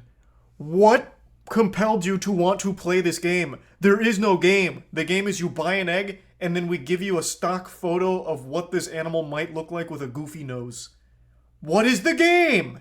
Like, the only reason anyone would have ever put money into this is off the hope that they're somehow able to make a payday out of it.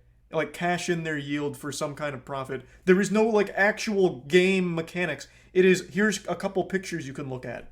That's it. That's fucking it. Jesus. Just the worst Pokemon. It's not even a Pokemon at all. Like, even, let's take a card game. Even a card game has game mechanics. You play against someone, there is a goal, there is something you do, there is an actual gameplay element to it. Here, the gameplay is you hatch an egg, and we combine this photo of a moose with a photo of my cat. And that's it. And now you have played our game, and now you can either choose to keep that picture and hope it appreciates in value, you know, yield some more zoo, or you burn it to acquire your zoo. Those are your two options, neither of which constitute a game. Jesus Christ.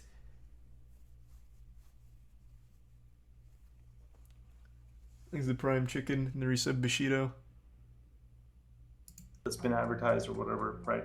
And then I can't do anything. It's not showing up on the website when I connect my wallet, etc., etc.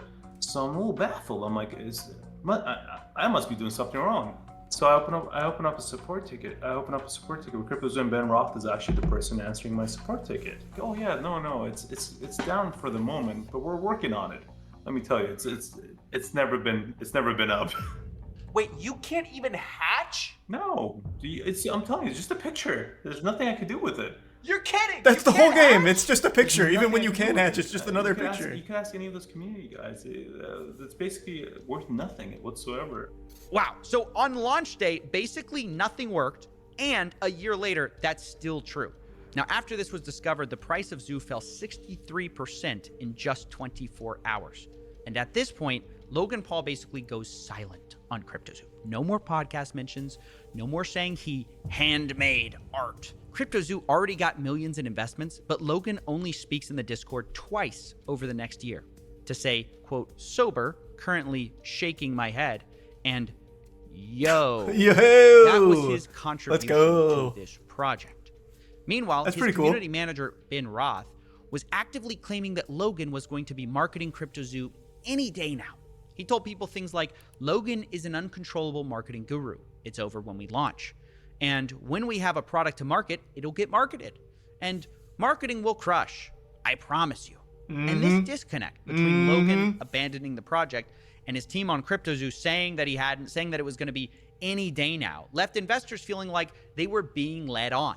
All you had to do was go on and tell us, look, there's something going on with this project, I'm abandoning it, or whatever, before people got more and more trapped. And promising, yeah, this is going to be great. But when it came to actually doing anything, he just hid away from it. Have some decency to come out, talk to the people that invested initially, that invested along the way on all of the fake and false promises, on all of the false hype, and be honest with people. Because surely Logan Paul, who's got this billion-dollar hydration company and a WWE star, is got enough money. It doesn't need to rug us lot.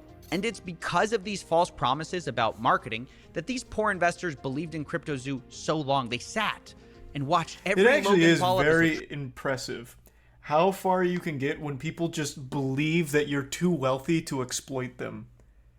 Like, if someone just believes you have so much money, that for some reason makes you trustworthy. That's wild to me. Because I'd always think it's the fucking opposite.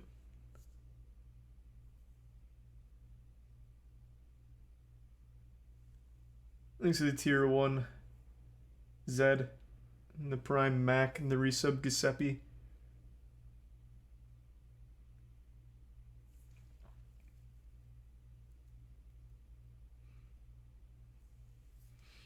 Damn. Well, no, that's not exactly the same. The Elon comparison, that's not exactly the same, because you're not like investing in Elon. I'm talking about it more from like a perspective. I'll use a different example. Andrew Tate. A lot of people view Andrew Tate as like infallible because he is very rich, or at least he portrays himself as very rich, and he portrays himself as someone who gets a lot of pussy. So those two factors make people believe that everything he says is right, no matter what, and that he would never take advantage of him because he doesn't need to. He's already too well off. I'd say that's a more apt comparison to what I'm talking about. Thanks for the gift sub, Josh, and the resub Chai, Muffin, and the Prime Green. And the resub Gogeta. Trying to guess and decipher when this so-called marketing push would happen. And Logan and his team really fed into this with a lot of cryptic messages. Only a month after CryptoZoo's launch, actually, the hatch day, they started teasing this. Not too much of this is out, but he's been working on a massive project. And one of them will be the biggest thing I ever do. It's like my life and soul is put into this project, which is where most of my time these days goes. Wow, surely this secret project that Logan put his soul into is CryptoZoo, right? You know, the project he launched a month ago? Well, his fans certainly thought so. I'm like, holy cow, it makes so much sense. He's talking about CryptoZoo. Ben and the dudes are like putting smiley faces and egging the rest of the community. Like, this is it, guys. You know, this is what we've been working towards. That's so shameless. That's so common in crypto. It's finally happening. Logan's going to market the project. And they kept saying that. Logan's going to market the project and it's going to change everything. So now imagine their surprise when another clip surfaces of Logan finally admitting this secret project isn't CryptoZoo at all. It's something else entirely. I'll tell you about this project when we get closer to launch. This project of mine is going to be... Is that the thing with the egg? Like the zoo? No. Okay, that's this is going to be this is gonna be crazy. No, that shit sucks. That shit is garbage. I can't believe you guys bought that. If you're one of Holy these fuck, it was investors, awful. And Logan You Paul's brought up the egg? pitching That this was a new joke. secret project, and you're thinking it's CryptoZoo, and someone's like, "Oh, is it that thing with the eggs?" And he's like, "No, definitely not. That was the last project. This is the real project that I'm working on." Thankfully, people didn't just let this slide, because as he went around making the rounds on his new project called 99 Originals, people were like, "Hey, didn't you just abandon your last one?" And unsurprisingly, it's not his fault. It's the bad actors who ruined the project. As I see people giving multiple explanations for why these haven't worked, and you know there's accusations out there. How does it make you feel when people are doing these takedown videos about your NFT projects previously? It's sad because of what I just said. There's so much going on behind the scenes. Like, Doug, I'm not the bad guy here. Yeah. There's some actual out there. Yeah. And it's not me. Like, I'm here to build. Oh, okay. This is a space now where that's a lot of people okay. Well, now I believe see you. dollar signs. Like any burgeoning industry, if there's money to be made, there's going to be both good and bad people.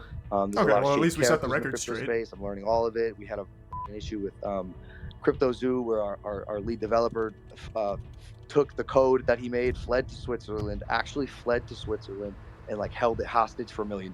Like behind the scenes drama that took a stick and stuck it in the spokes of my wheels. Oh, well, that wasn't expected. There's a shady developer who held up Logan's code hostage in Switzerland. That's why this hasn't worked the whole time. He held it hostage for $1 million. Well, let's add that to the board. I mean, isn't the mystery solved? Now, obviously, the first thing I wanted to do was hunt down this developer, who we'll be calling Z here, and find out the truth of what happened. Why did he steal Logan's code for $1 million? However, that's what I really appreciate about CoffeeZilla. He's such a stronger man than I. That is like the most egregiously bullshit story ever. Like, genuinely, I don't believe a single fucking phrase uttered in that same breath. I don't think there's any world where that's actually true, but CoffeeZilla is still going to investigate it anyway. Whereas I would just say, no fucking shot, stop lying, and I just go to like the actual core stuff. I appreciate that he will investigate that outrageous claim. I finally got a hold of him, and when I did, he It's admitted true? he took No the code way. hostage, but he says the reason for it was nothing like what Logan had said. What? Never paid me anything. at all, ever. I never was paid. And, we got to a point when I was working on it where I just realized they were just going to try to steal all of my work and not pay me. So I took all of the source code private. And Holy shit. we spent like a month just trying to negotiate and get something figured out where I would finally get paid. Because I'm on my end, I have a team of 30 engineers. So I'm earning $50,000 a week on building this thing. What? Building what? You take a picture and you have your stock photos that you mash together to make a new picture when it hatches. Where is $50,000 a week going? Where? How? Holy shit, this is outrageous. But I am beyond shocked that this is at least a half-truth. So the guy did flee to Switzerland after holding the code hostage, but it was because Logan didn't pay him or the team.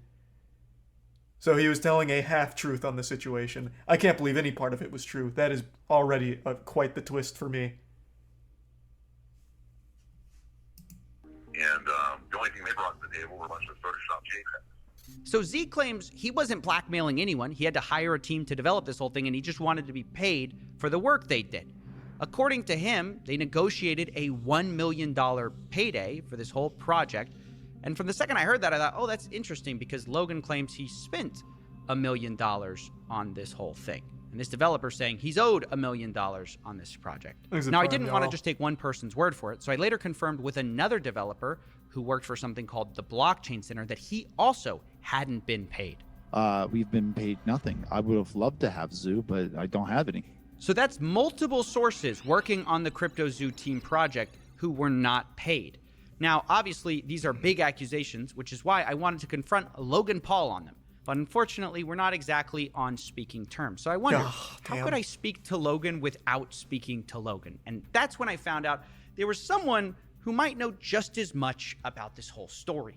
And I will explain everything goes one to, day with my manager, who's like Mike in charge his name? now.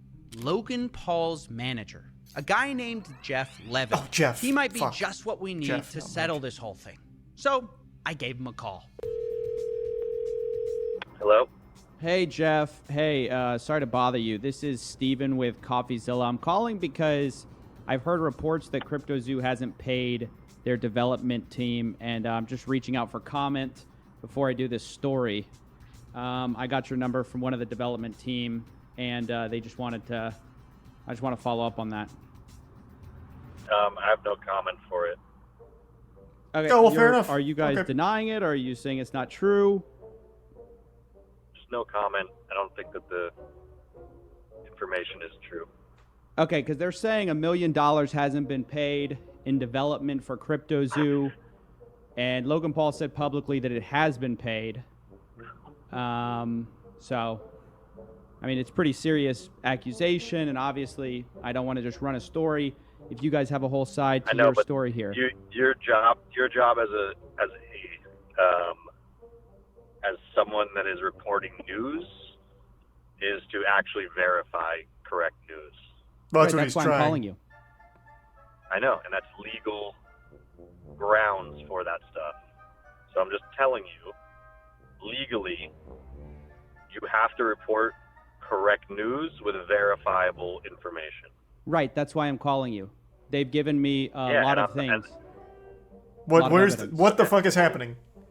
Okay, you can have the evidence you want, but I'm just letting you know, if you report anything on us, I appreciate your business, I appreciate you as a person, and I'm just telling you, from a legal standpoint, as we've been advised always, is if anybody reports fake news, that's where we won't. Then set the record this straight. call was- What? Is everyone around Logan just a fucking idiot? Like an actual bumbling buffoon? Huh? That is why he called you. You could have absolutely just, if it's not true, shut it down. Or tell him, yeah, it's not true. I wasn't aware of this. We can go ahead and get some material together to prove that it's all fake.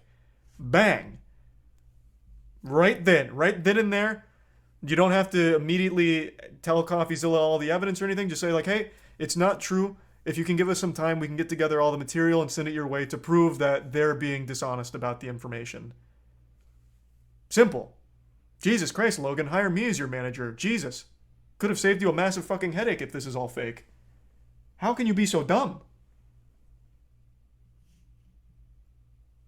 Thanks to the resub, Linux. Oh, hey, Frederick. Goddamn. Thank you for the 25 gift subs, Frederick. Well, I hope you're having a great holiday. Hey, happy holidays, Chase. Good to see you, man. Thanks to the resub, Rick and Machine. And the bits, Shawnee.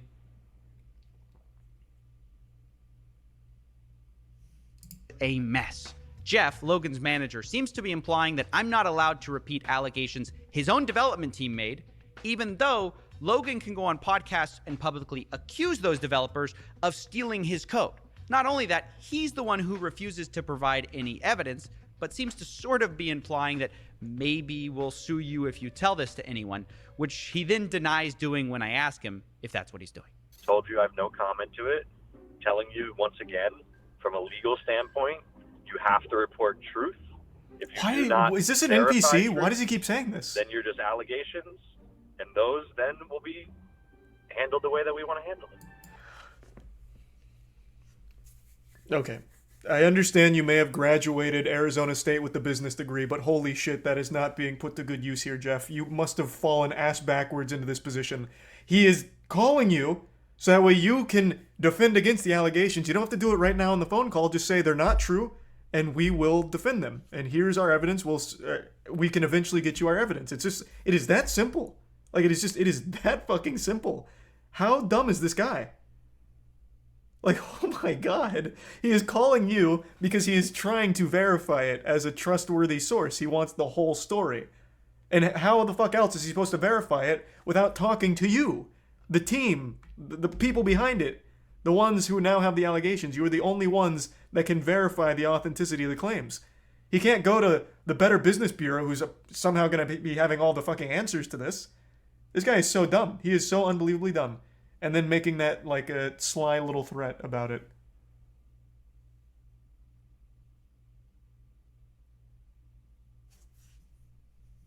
He's Logan Paul's actual punching bag. He has to just keep Jeff around just to take all of the flack.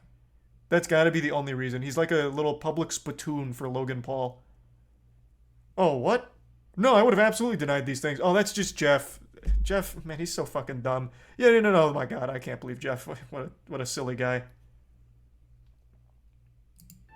Wait, so you're saying you refuse to give me proof that the allegations aren't true, but if I report on the allegations, you guys might sue. No, I did not say that. I did not say that. I'm trying to read between the lines. Don't read between the lines. Okay. Listen to the exact words that I'm saying. Okay. Listen to the exact words I'm saying. I'm listening. I have no comment on the situation. Mm-hmm. Good defense. Your job legally is to report facts. If you don't report facts on the information you're given, it is illegal. It's not. You can report allegations. That's the whole fucking point of an allegation. He's not saying it's the truth. He is saying they're allegations, and he wants to verify, are these allegations accurate or are they inaccurate? You can absolutely talk about allegations. Yes, that was a real conversation with a real person. Now, I'm no lawyer, but I don't think it's a crime to say that multiple developers say they haven't been paid, and Logan's team refuses to provide any evidence or like statements or wire transfers that they have. Which, by the way, seems incredibly ironic, given just how much Logan whines about not being paid by Floyd Mayweather. Where's my money, bitch? Floyd never paid me for our fight. Who am I, the IRS? Nope, but you might be the CryptoZoo dev team. Now, in all seriousness, I do want to acknowledge something which actually kind of looks bad a bit on the developers, because it turns out very few written contracts were actually done. So much of this were verbal deals like, oh, we'll take care of you. We'll give you that sounds like 50K, crypto. we'll give you $1 million, we'll give you whatever. But then when it was time to actually sign the deals, there's just always delays. What kind of promises were made to you? Verbal promises, basically. So verbal promises, and then we followed up with like a physical paper agreement. But that's when communication broke down. This is where I think the dev guys screwed up and led to this whole situation of like, okay, we're just going to take the code private until you pay us for our work. And to be clear, I'm not justifying not paying someone for what they did. I'm just playing devil's advocate and saying This could have all been avoided by just getting every detail in writing, and I think it's just a good. I still don't think it lesson. would have But avoided if you're the thinking problem, that that's to be fair, the not in the $1 crypto mystery space. solved, well, But yeah, no. $1 million Because on it a still verbal doesn't promise, make yikes. sense. Why not just pay the dev team what you publicly said you kind of already paid them? Why not pay for a game that now isn't launched and now investors are so angry about? Why not pay when you already made millions from minting the eggs on this game?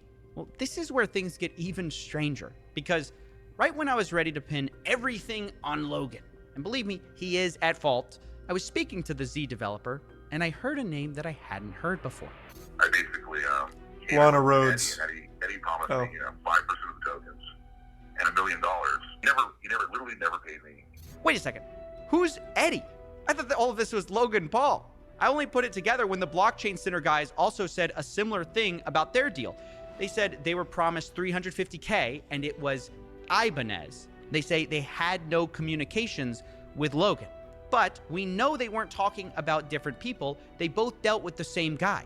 So the guy's name, I put it together, must be Eddie Ibanez. Turns out he was managing the developers. What's this random guy doing in Logan Paul's project? And who is he? Who is Eddie Ibanez?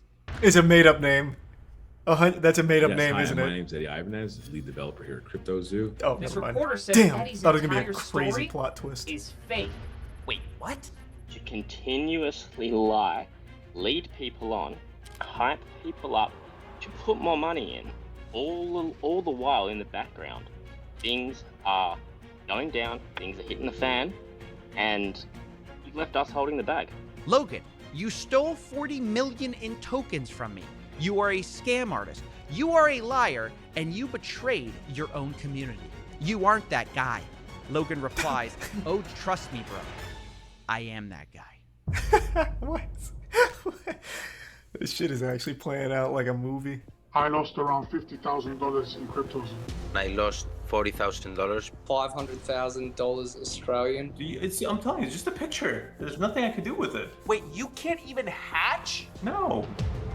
We had a issue with CryptoZoo, where our lead developer took the code that he made, fled to Switzerland, actually fled Yeah, to it's chilly. Switzerland, and It's like fucking held it chilly in hostage for $1 million. Tampa. He literally never paid me. Things are prime. Anything Bungus. at all, ever. Eddie promised me 5% of the tokens and $1 million. He literally never paid me. Wait a second. Who's Eddie? I thought that all of this was Logan Paul. What's this random guy doing in Logan Paul's project? And who is he? Who is Eddie Ibanez? Thanks, Resub Crazy. To begin answering the question of who Eddie is, I decided to take a deep dive. I started by looking through all the news articles I could on Eddie, where I found out he graduated from MIT and from there became a Huge. data scientist and cybersecurity expert and used that technical background to win a Super Bowl for the Eagles. And there were videos on him too, which all painted What? him as brilliant and extremely accomplished. What Yes, hi, my name's Eddie Ibanez. I'm a father of 3, lead developer here at CryptoZoo. As a teenager, he successfully hacked AOL These are from his 5 gift bedroom. subs, Lizard. He Hey, continued Lizard. to pursue computer science until attending MIT. He was then recruited out to work for a government agency in cybersecurity, developing software that reverse None of this engineers is true. the location of known government and terrorist threats. You started with the federal government, and you started off I don't really believe any of tracking this. He's a fucking criminals liar. with burner phones and all. Honestly, after this whole search, I felt more confused than ever. If Eddie's such an amazing guy, why didn't he pay developers? And is he really the puppet master behind CryptoZoo? Thanks, Or Resub. is it Impact, someone Tai, else? the Prime Honestly, Monster, and the 5 gift I subs felt like Senpai. at this point I Thank you, needed a Senpai. drink, and I Resub needed to ask Porter. for help. Coffee, how's it going? Damn, Not look at the good. production value on this one. I'm confused about this Let's Eddie go. Ibanez guy. He comes out of nowhere with this CryptoZoo story, and everything about him I find seems great. So, what's the problem? Well, everything's not great. Everything about this guy just seems too perfect. He's an MIT grad, he works for the military. He even claims he won a Super Bowl. Why would that guy work for Logan Paul? I don't know, but I can find out. You said his name is Eddie Ibanez? I think he goes by Eduardo technically, but wait, what are you doing? I'm just This is looking fucking around. great. And done. Well, what'd you find? Few red flags, couple of misdemeanors. Ooh, a few court cases, I'll send him over.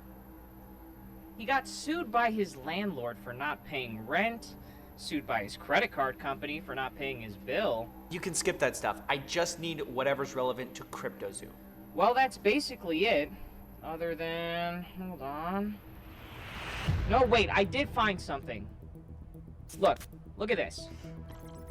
What's this? It's from a paper in Philly. I barely picked it up. This reporter says Eddie's entire story is fake. Wait, what? I can't believe it. Whole Eddie He didn't win a Ibanez Super Bowl? character, this guy Adam Robb investigated. He didn't hack AOL? He says it's a lie. I gotta find this guy. Here, send me his info. I got some calls to make. Coffee. That's right, ladies and gentlemen. We met up with Adam Robb, the reporter who's been investigating Eddie Ibanez for a while now. And I wanted to know, what did Adam think of him when they first met? I wasn't quite sure what to make of him. Based on what I knew about him, he was a MIT grad who went on to work for the CIA and Defense Department, and I didn't want to waste his time. And it wasn't long after I sat down that I realized he was wasting my time. Can you tell me about some of the lies Eddie told you? Eddie has told me so many lies over the course of my 2 interviews with him, and the first lie he told me is probably the oldest lie that he's told so many people, which is that he's an orphan. I first realized Eddie might be lying to me when I went home the next day and Googled Eddie Ibanez's family.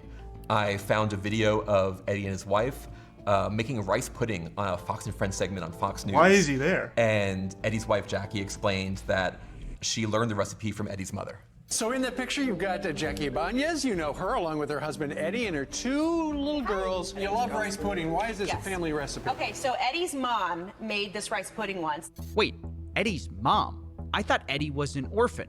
Well, it turns out the only problem with that is that not only does his mom exist, she's alive and in his life.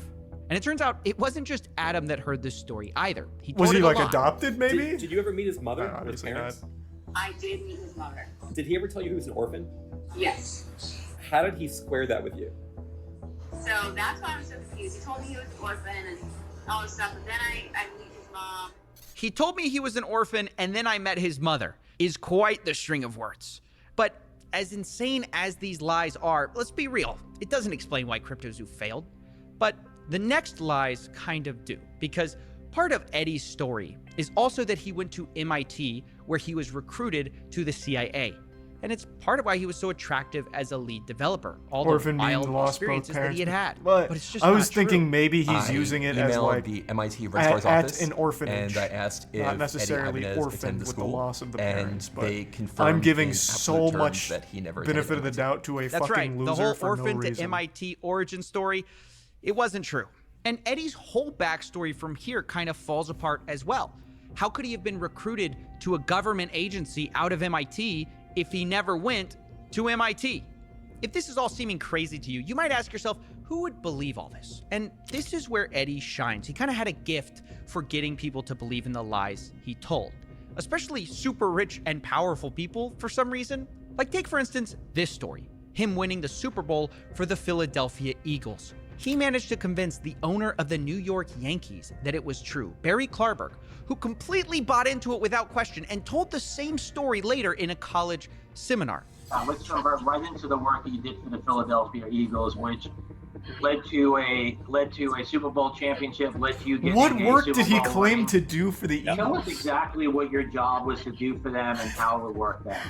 No, sure thing. So first off, they said like, we don't know where to put you, but and then the sports science guy was the one guy. He's like, hey, I got some data.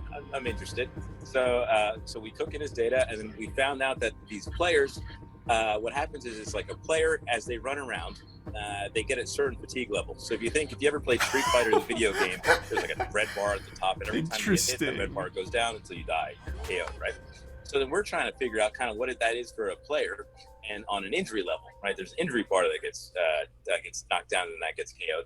This is insane. He convinced an owner of the I Yankees thought that he won a Super Bowl. So I initially, and this was foolish, I initially thought his claim was he personally led them to the Super Bowl win. Like, he was on the field, and I thought that was such an incredible attempt at lying, because that would be very easily disprovable, but I would have so much respect for the cojones to try and tell that. Oh yeah, I was actually the quarterback for the Philadelphia Eagles in 2018 when we won the Super Bowl. This is a little less cool. He's just like, yeah, I was actually the guy behind the scenes. That's not as exciting of a lie. I could see why people would believe that, kind of. Yeah, I thought it was going to be like, yeah, I scored the game winner. I was the one that dove into the end zone. So that's a little sad. I think he should have gone harder. Make it sound like he was on the field. Thanks to the resub. Wolf, Court, Butters, Rock, and the Prime Reverend. By turning sports athletes into Street Fighter characters. And of course, none of it's true. The Philadelphia Eagles responded to a fact check saying he never worked for their player analysis team. Not only that, the Eagles also said that Eddie did try to do an in-person presentation in March of 2018, but that was already a month after the Eagles had already won the Super Bowl. And also, they didn't hire him because of course not. Meaning there's no way this story is true. And yet he's convinced people at the highest levels of sports that it is. And this is where we get back to CryptoZoo, of course, because it's how he got involved with that project. Remember Jeff Levin, Logan's manager, who spoke to last time? Well, he also spoke to Adam Robb. And when he told him the reasons he liked Eddie,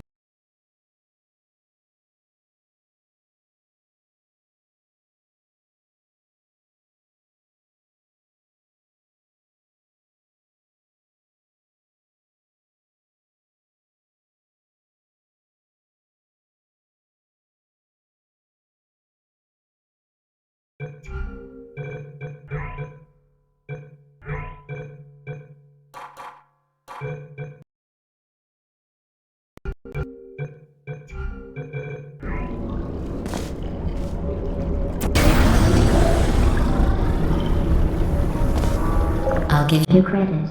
I guess you are listening to me.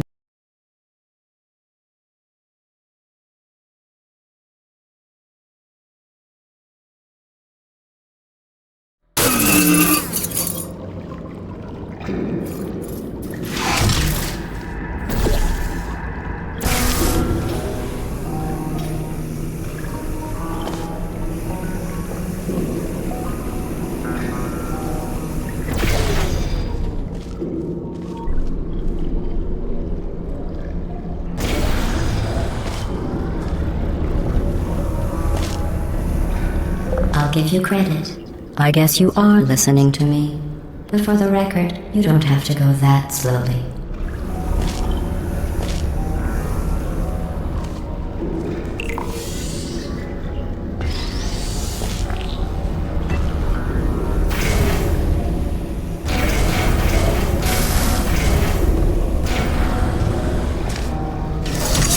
Waddle over to the elevator and we'll continue the testing.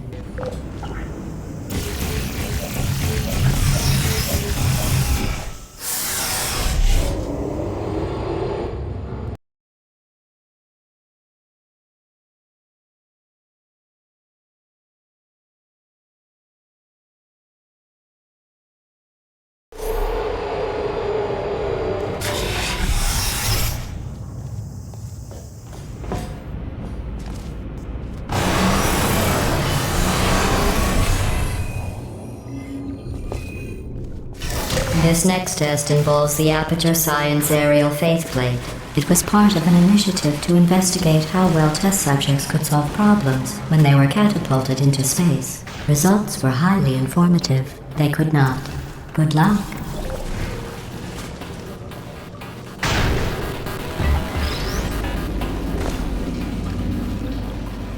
Here's an interesting fact. You're not breathing real air. It's too expensive to pump this far down. We just take carbon dioxide out of a room, freshen it up a little, and pump it back in. So you'll be breathing the same room full of air for the rest of your life. I thought that was interesting.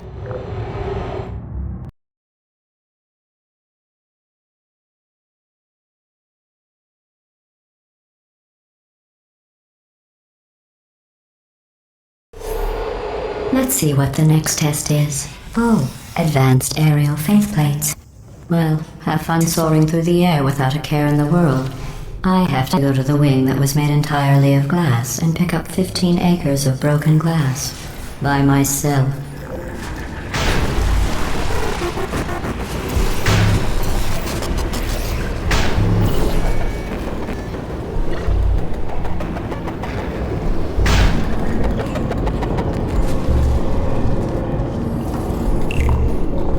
Sorry, I'm still cleaning out the test chambers, so sometimes there's still trash in them, standing around, smelling and being useless. Try to avoid the garbage hurtling towards you.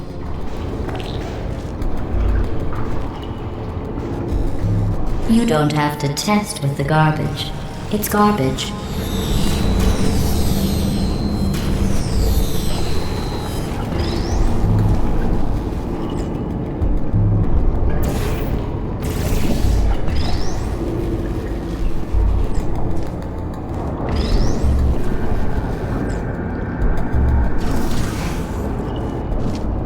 Remember before when I was talking about smelly garbage standing around being useless? That was a metaphor. I was actually talking about you. And I'm sorry. You didn't react at the time, so I was worried it sailed right over your head, which would have made this apology seem insane. That's why I had to call you garbage a second time just now.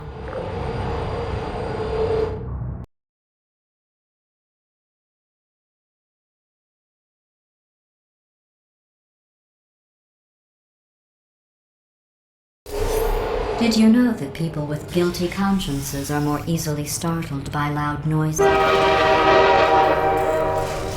I'm sorry. I don't know why that went off. Anyway, just an Oh, did I accidentally fizzle that before you could complete the test? I'm sorry. Go ahead and grab another one.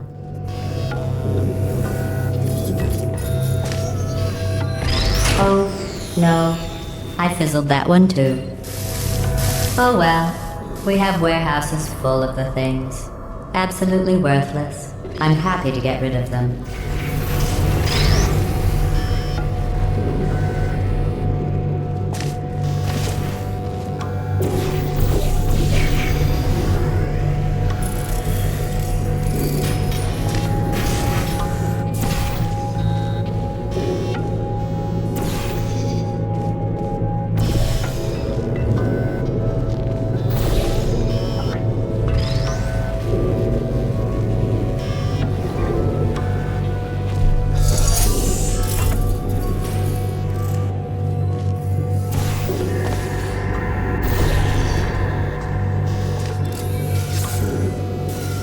Every test chamber is equipped with an emancipation grill at its exit, so that test subjects cannot smuggle test objects out of the test area. This one is broken. Don't take anything with you.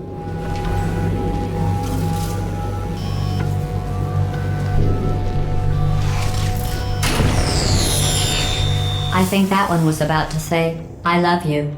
They are sentient, of course. We just have a lot of them.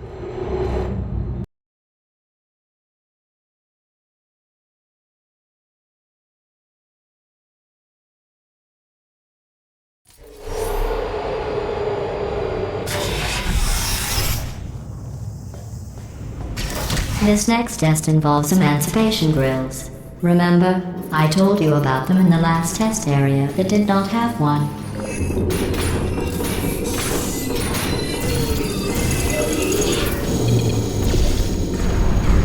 Oh no, the turbines again. I have to go. Wait, this next test does require some explanation. Let me give you the fast version. There. If you have any questions, just remember what I said in slow motion. Test on your own recognizance. I'll be right back.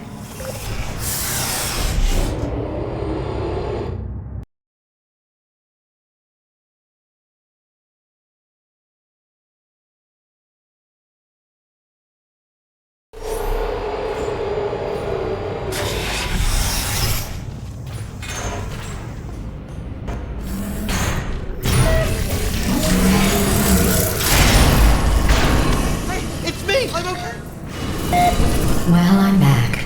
The aerial faceplate in here is sending a distress signal. You broke it, didn't you? There. Try it now. What happened, right? I was just lying there. You thought I was done. This plate must not be calibrated to someone of your generousness. I'll add a few zeros to the maximum weight.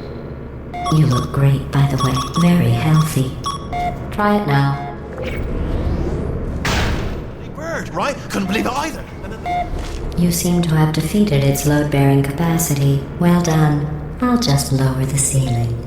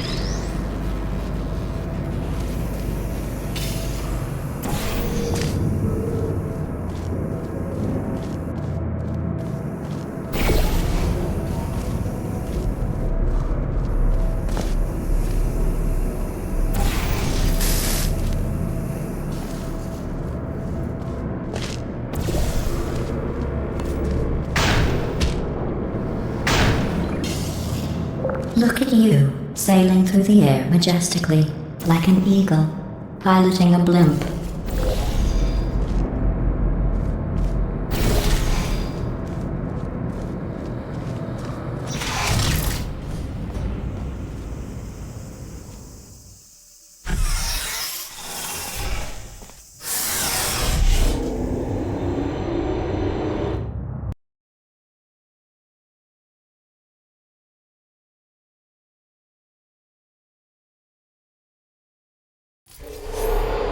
Enjoy this next test. I'm going to go to the surface.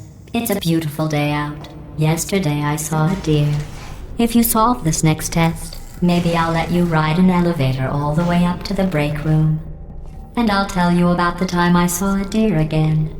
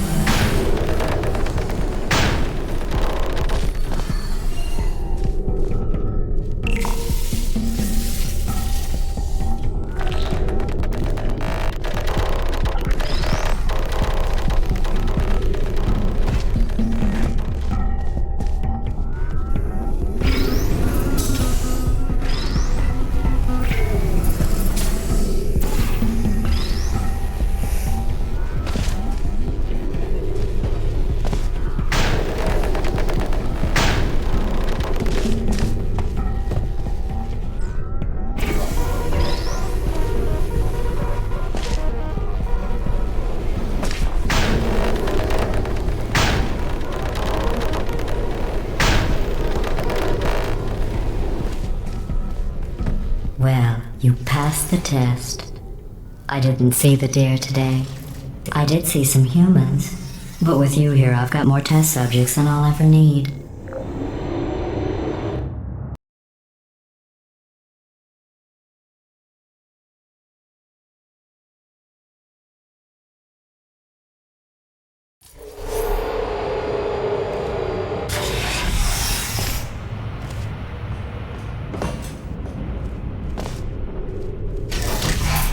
These bridges are made from natural light that I pump in from the surface. If you rubbed your cheek on one, it would be like standing outside with the sun shining on your face. It would also set your hair on fire, so don't actually do it.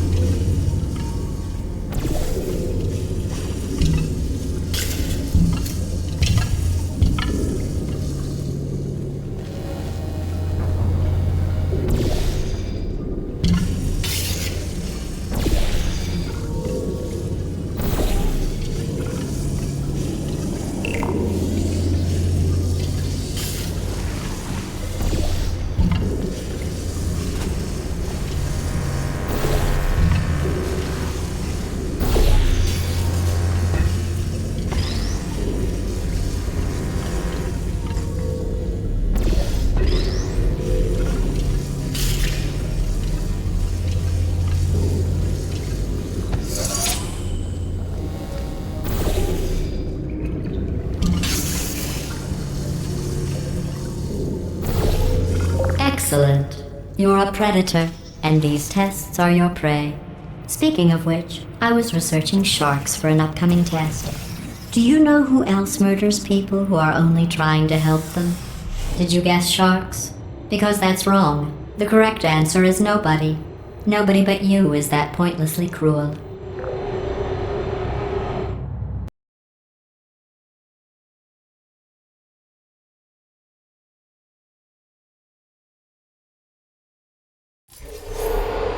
Good news. I figured out what to do with all the money I save recycling your one room full of hair. When you die, I'm going to laminate your skeleton and pose you in the lobby. That way future generations can learn from you how not to have your unfortunate bone structure. Perfect. The door's malfunctioning. I guess somebody's going to have to repair that too. No, don't get up. I'll be right back. Don't touch anything. Hey, up here. I found some bird eggs up here. Just dropped them into the door mechanism. Shut it right down. Bird!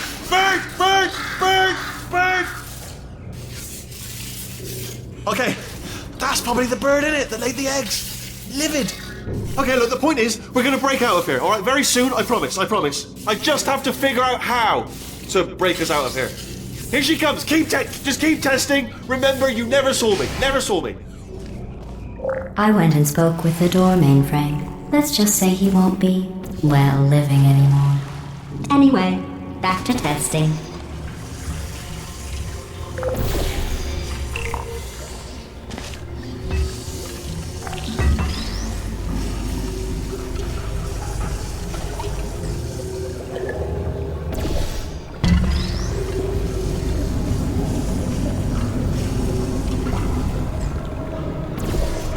Well done. In fact, you did so well, I'm going to note this on your file, in the commendation section.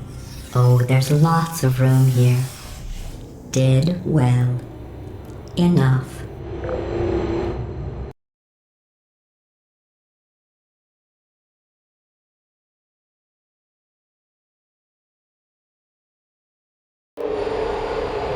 This next test involves turrets.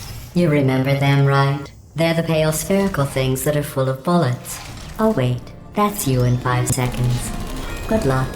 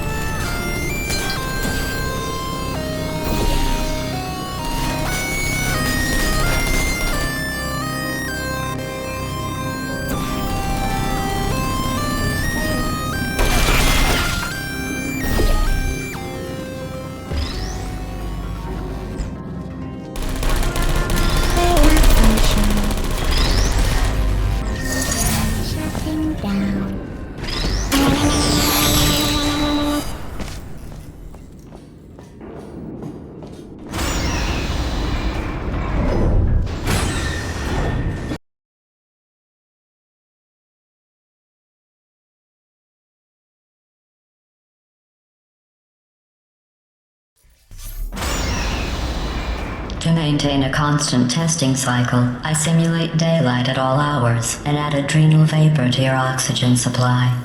So you may be confused about the passage of time. The point is, yesterday was your birthday. I thought you'd want to know.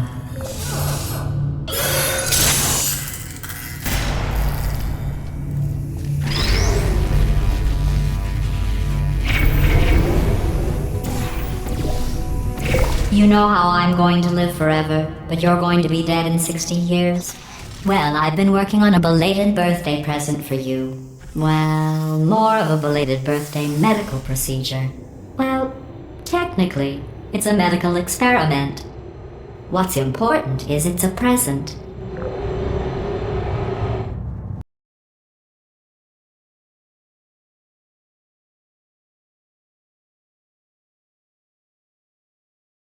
That jumpsuit you're wearing looks stupid. That's not me talking. It's right here in your file. On other people it looks fine. But right here a scientist has noted that on you it looks stupid. Well, what does a neck-bearded old engineer know about fashion? He probably... Oh, wait, it's a she. Still, what does she know? Oh wait, it says she has a medical degree. In fashion. From France. Are you still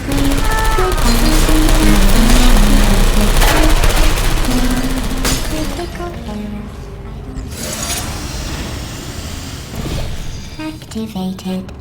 Target. I'm going through the list of test subjects in cryogenic storage. I managed to find 2 with your last name. A man and a woman. So that's interesting. It's a small world.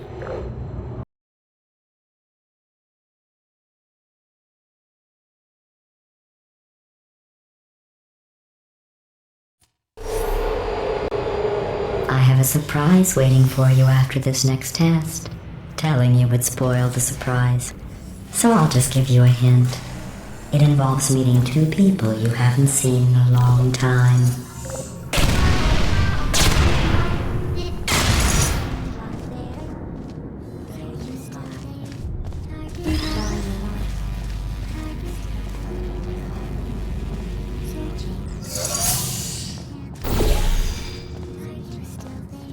Who's there?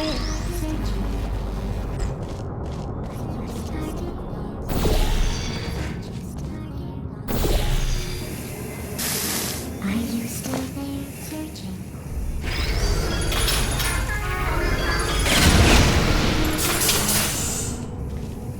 Target acquired.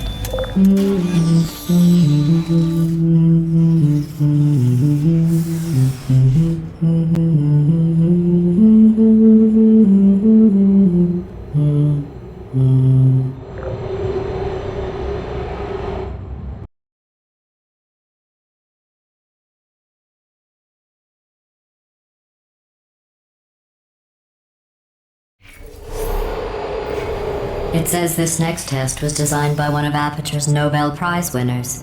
It doesn't say what the prize was for. Well, I know it wasn't for being immune to neurotoxin.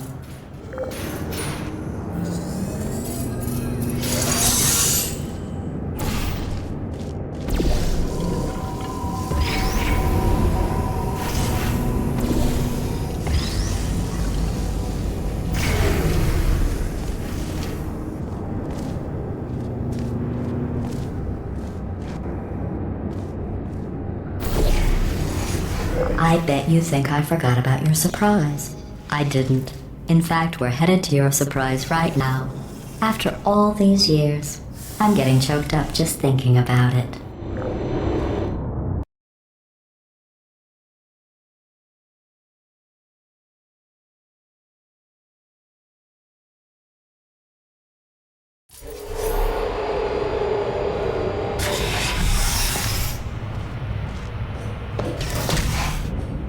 Initiating surprise in 3, 2, 1. I made it all up.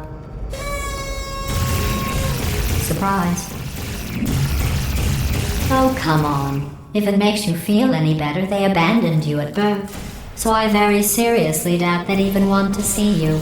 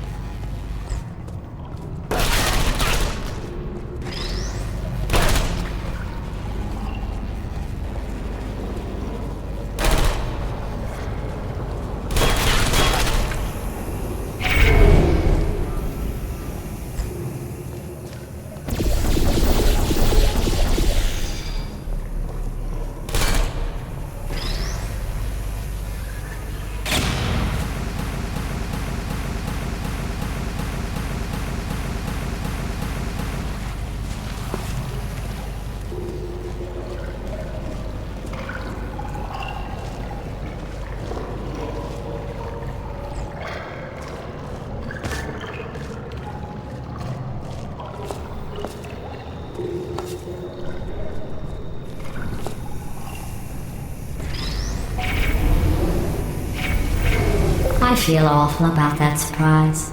Tell you what, let's give your parents a call right now. The birth parents you are trying to reach do not love you. Please hang up. Oh, that's sad. But impressive. Maybe they worked at the phone company.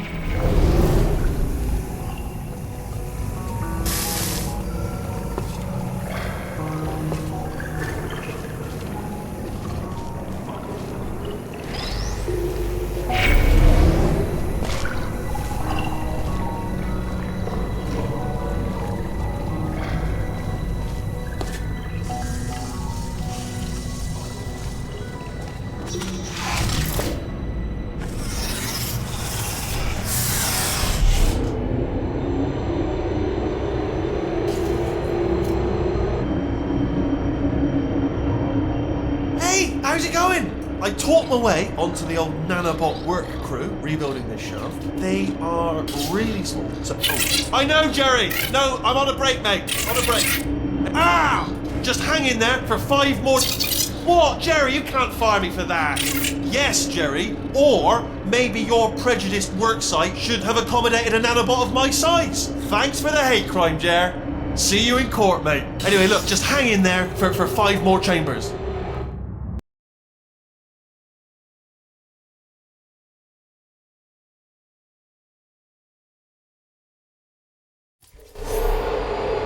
Well, you know the old formula. Comedy equals tragedy plus time. And you have been asleep for a while, so I guess it's actually pretty funny when you do the math.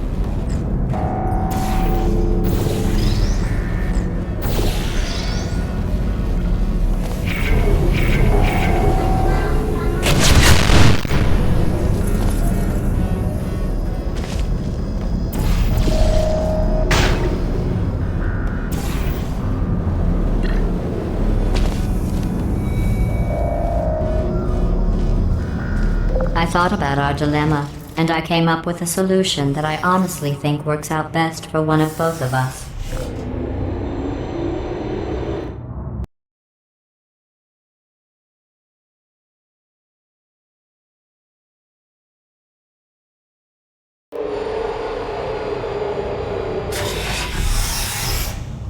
Federal regulations require me to warn you that this next test chamber is looking pretty good.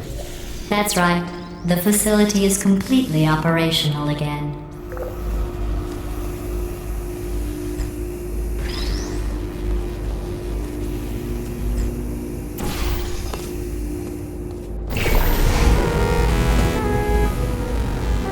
I think these test chambers look even better than they did before. It was easy, really. You just have to look at things objectively, see what you don't need anymore, and trim out the fat.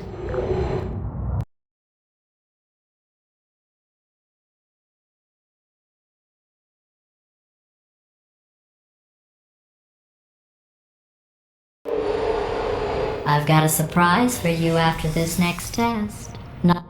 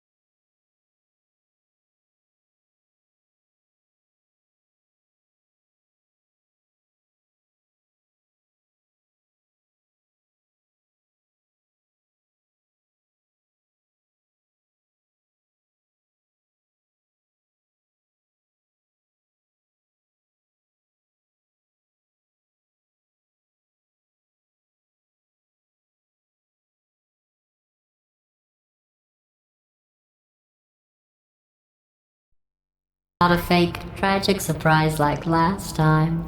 A real surprise with tragic consequences. And real confetti this time. The good stuff.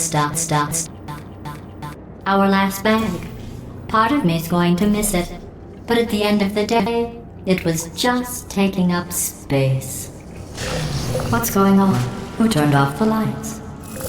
Hey, buddy! I'm speaking in an accent that is beyond her range of hearing. Look, Metal Ball, I can hear you. Run! I don't need to do the voice. Run! Run! Run! Come on, I'm closing the doors. Okay, quick recap. We are escaping. Alright, that's what's happening now. We're escaping. So you're doing great. Just keep running. Quick word.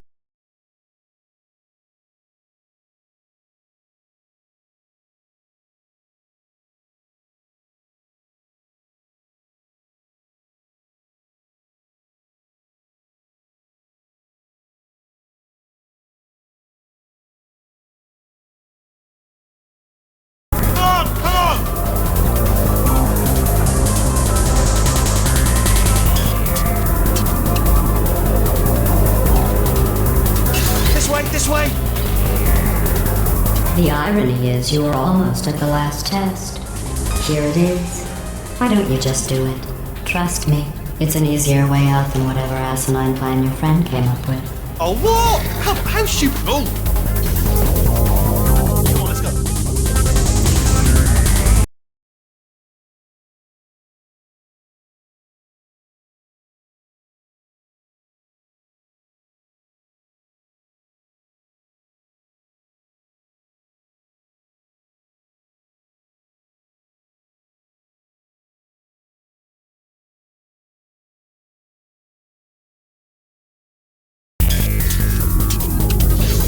Come on, come on!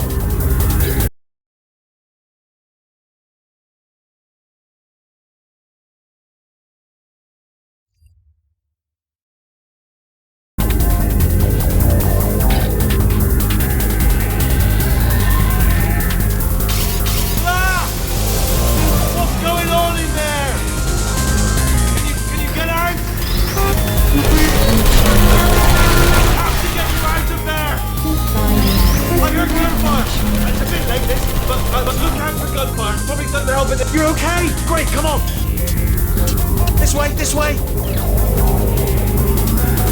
Hurry!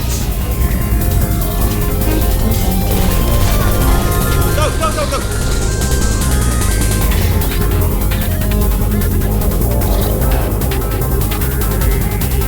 There's the exit. We're almost out of here. It's bringing the whole place down. Hurry! Hurry! This way! Hurry! This way! Get the lift! Get the lift! We made it! We made it! We made it! We made it! I'll be from the other side!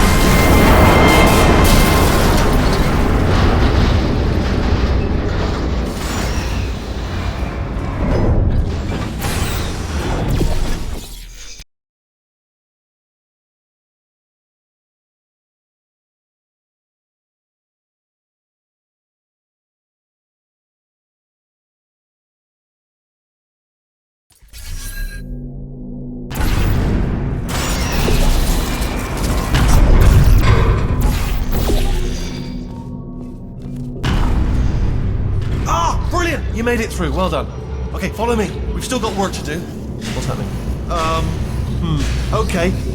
Okay, don't move. Okay, alright, so I've got an idea, but it is bloody dangerous. Here we go. Ah! Oh, for God's... They told me that if I ever turned this flashlight on, I would die.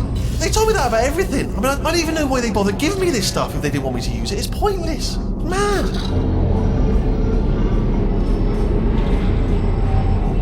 Ooh. It's dark down here, isn't it? They say that the old caretaker of this place went absolutely crazy.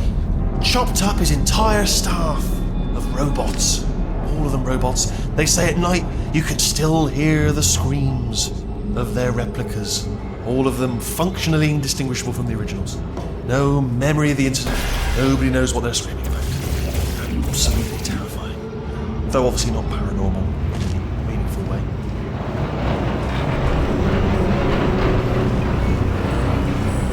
Quick, this way. Here's an interesting story. You might like this. I almost got a job down here in manufacturing, but guess who the foreman went with? Only an exact duplicate of himself. Nepotism. Ended up giving me the worst possible job, tending to all the smelly humans. Sorry, that's no, I wouldn't say smelly. Just attending to the humans. Sorry about that. That just slipped out. A bit insensitive. The smelly humans. We've got to get you out of that room. Can you reach that wall back there? Okay, there's another wall over here.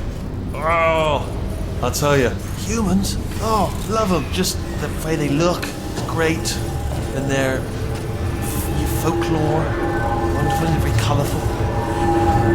Right, well, I'm going to take this round.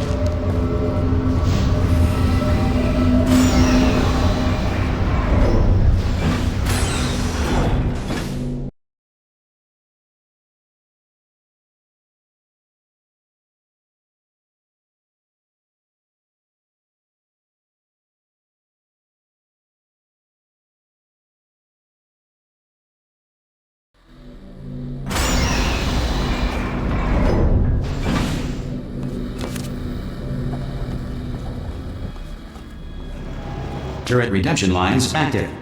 Please do not engage with turrets heading towards redemption. Turret redemption lines are not rides. Please exit the turret redemption line.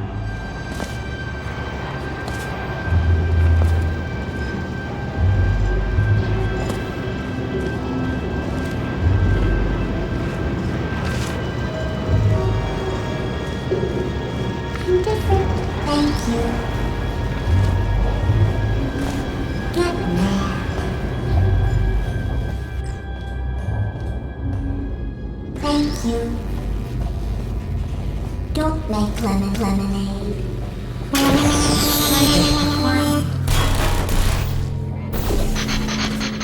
No candy. Target acquired.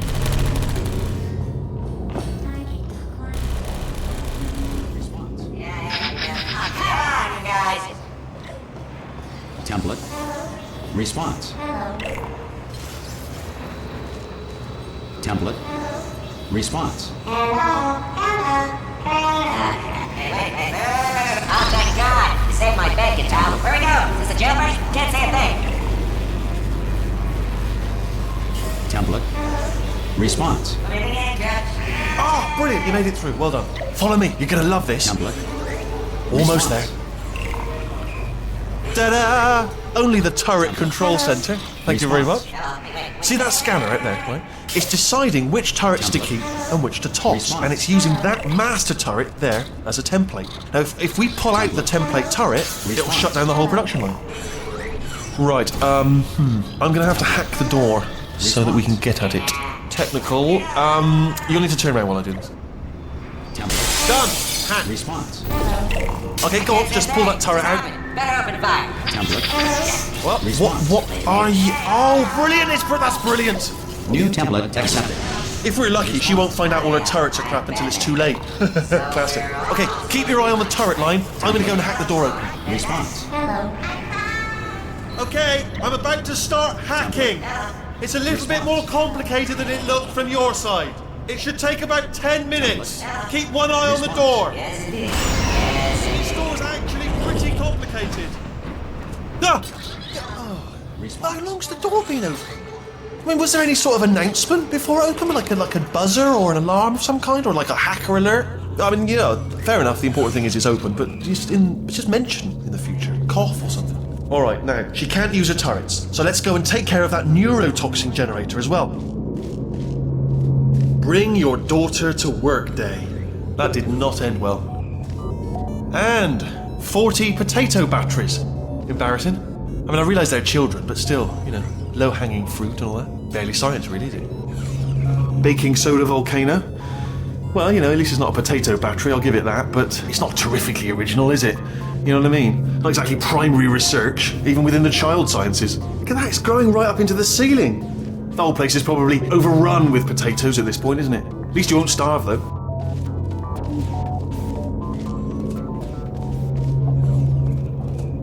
I'm pretty sure we're going the right way, just to reassure you.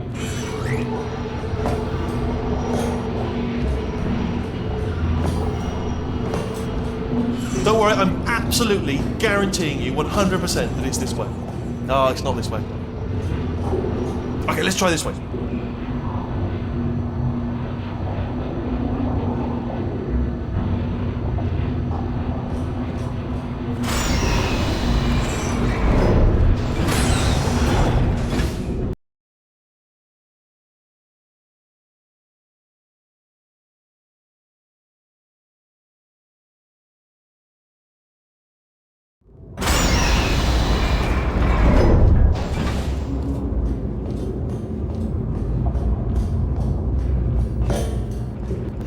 I knew we were going the right way!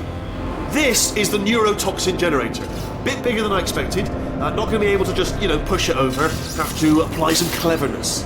There's some sort of control room up at the top, so let's go and investigate.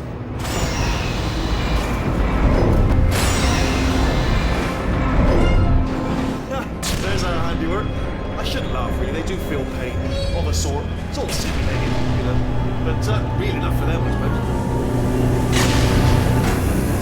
I'm afraid the door's locked. Just check. What are you doing? You don't know what that button. Oh, the door's open. Well done. Let's see what it is. good news. I can use this equipment to shut down the neurotoxins. It is, however, password protected. Alarm bells. No, don't worry, alright? Not a problem. Do you smell neurotoxin? Hold on, the neurotoxin levels are going down! Hold on, something's wrong! Neurotoxin levels up to 50%! No, it's down. Sorry, my mistake. I meant to say it's down 50%. It's good news, carry on. That did it! Neurotoxin at 0%, yes! Hold on. Warning. Neurotoxin pressure has reached dangerously unlethal levels.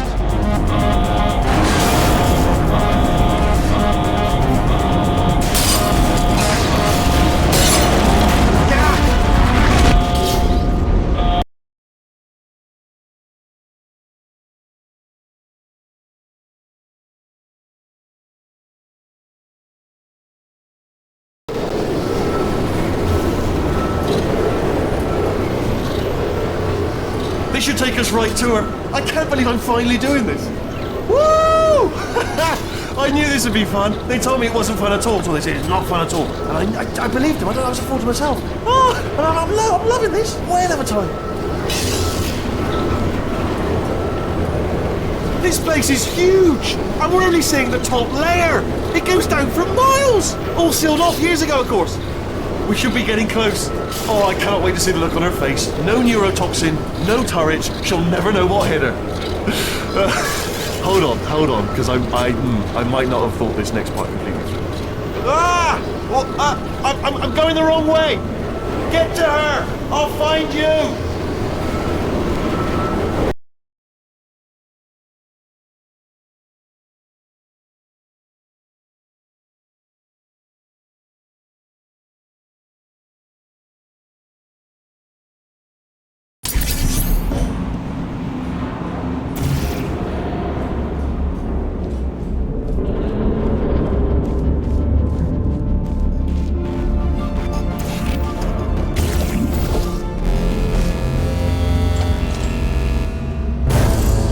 Honestly, truly didn't think you'd fall for that. In fact, I devised a much more elaborate trap further ahead for when you got through this easy one. If I'd known you let yourself get captured this easily, I would have just dangled a turkey leg on a rope from the ceiling. Well, it was nice catching up. Let's get to business. I hope you brought something stronger than a portal gun this time. Otherwise, I'm afraid you're about to become the immediate past president of the Being Alive Club. Seriously, though, goodbye. It's my big chance. This is trouble. Not again. Here comes that. Locked and loaded. Oh, you were busy back there. Well, I suppose we could just sit in this room and glare at each other until somebody drops dead. But I have a better idea. It's your old friend, deadly neurotoxin. If I were you, I'd take a deep breath and hold it.